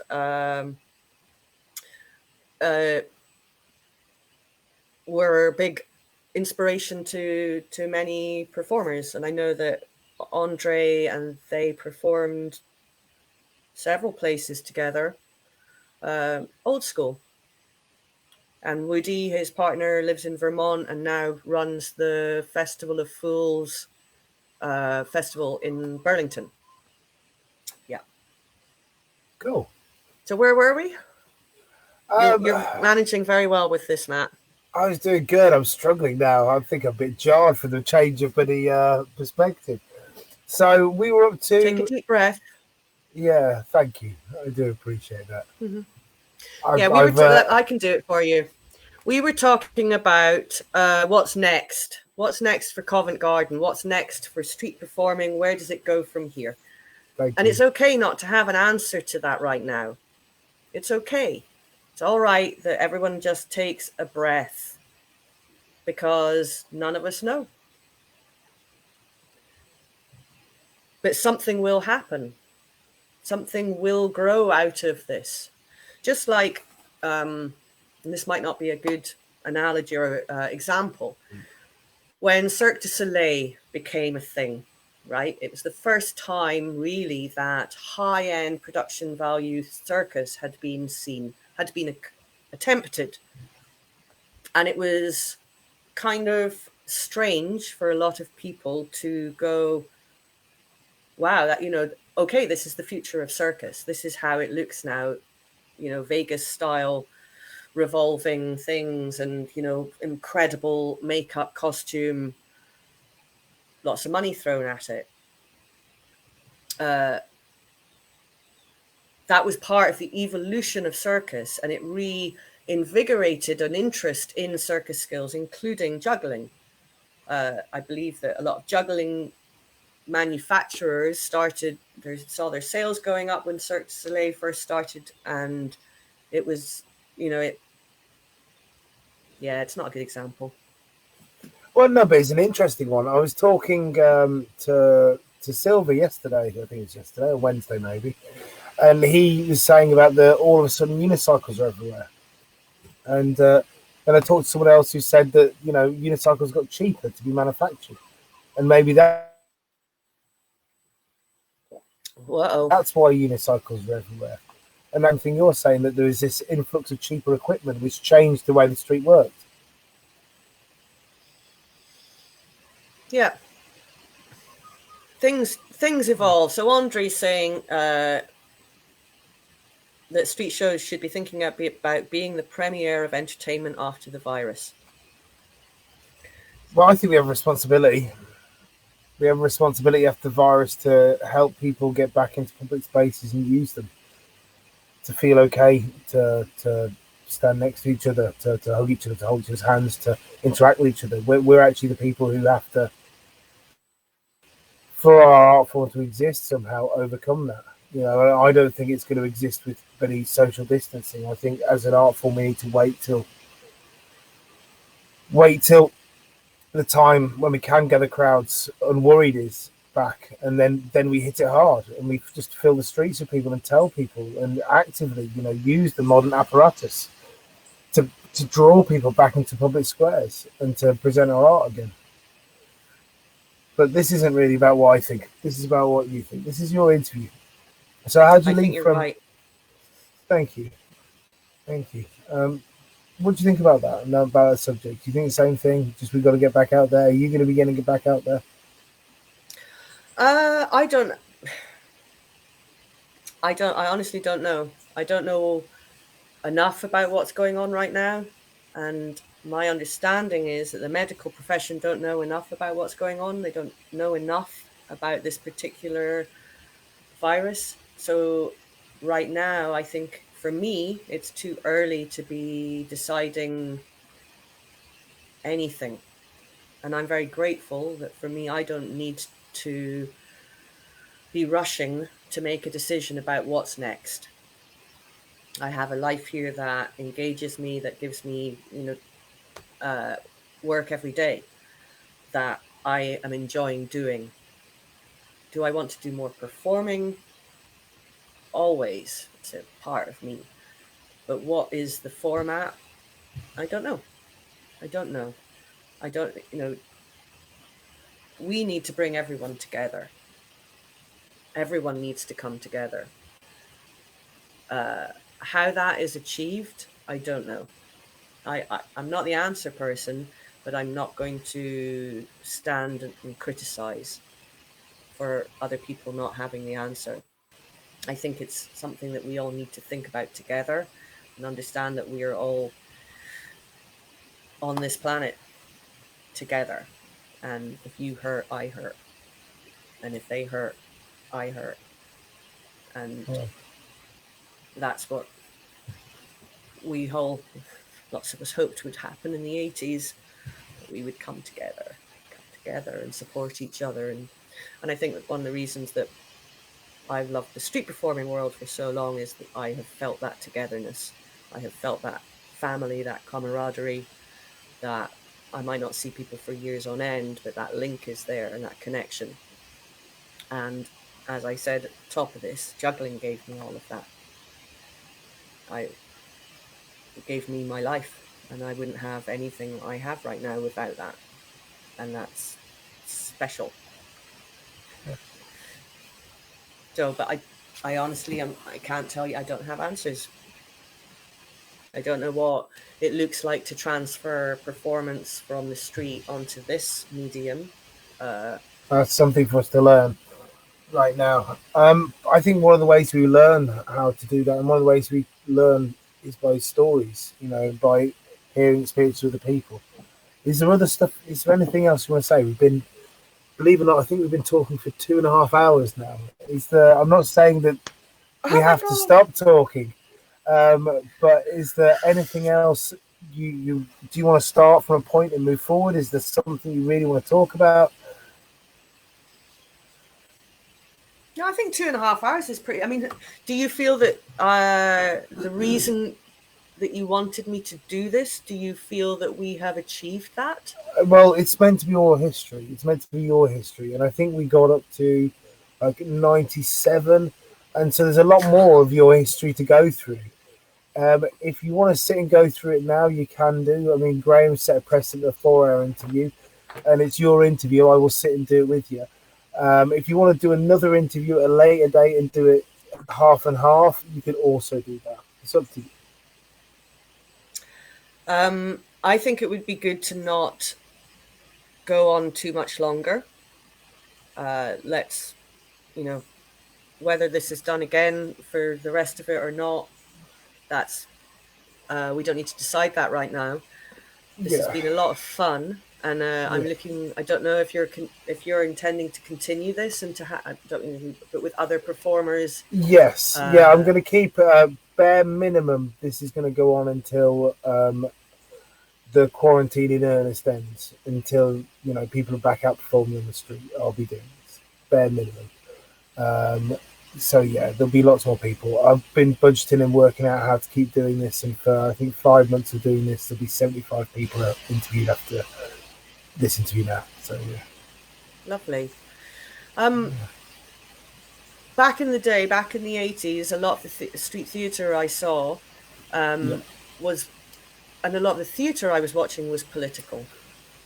There was a lot more political theatre then. And I think that that's an interesting thing to think about, of how, because everything is political, right? Everywhere we spend our money, what we watch on the media. And I think and the Rebellion Extinction people, there was an air of theatricality to that was very interesting. Maybe that's a way. That's one of the ways that theatre will continue or morph or become relevant again. I don't know. But I'm not the person that needs to think about all of this, because I'm at this part of my career, my life, and there are all these young people, younger than me, and their brains getting inspired. What are they thinking about, and how do they envisage? Obviously, I'm saying this completely out of touch with all youth, so maybe for them it's just internet gaming and doom and gloom. I don't know. and I'm not the person to answer that question, and I'm not asking anyone to answer it right now. Matt, you've been charming. Thank you for allowing me to tell my story. Aileen, it's been my pleasure. I've really enjoyed sitting and listening. You know, I really have. Thank you for your time. Thank you everyone for listening. Any last things you want to say to everyone who's watching? And I have to say that we've had a lot of people watching all the way through, and the majority of the people watching have watched from start to finish the entire interview. Oh, well Anything done. you'd like to say to them? Yeah. Well, I can see some of your names up here on the right, and thank you so much. It's been really nice to know that you're sitting here with me. I was a little bit nervous, as I'm sure you can understand, but it's felt really great to be given an opportunity to share a little bit of my story, and to share, for me to be able to, again, say thank you to everyone who has been involved in my journey. I couldn't have done it without you, and it's been a real joy. And I look forward to seeing you all as soon as I possibly can. Goodbye, everybody. Goodbye.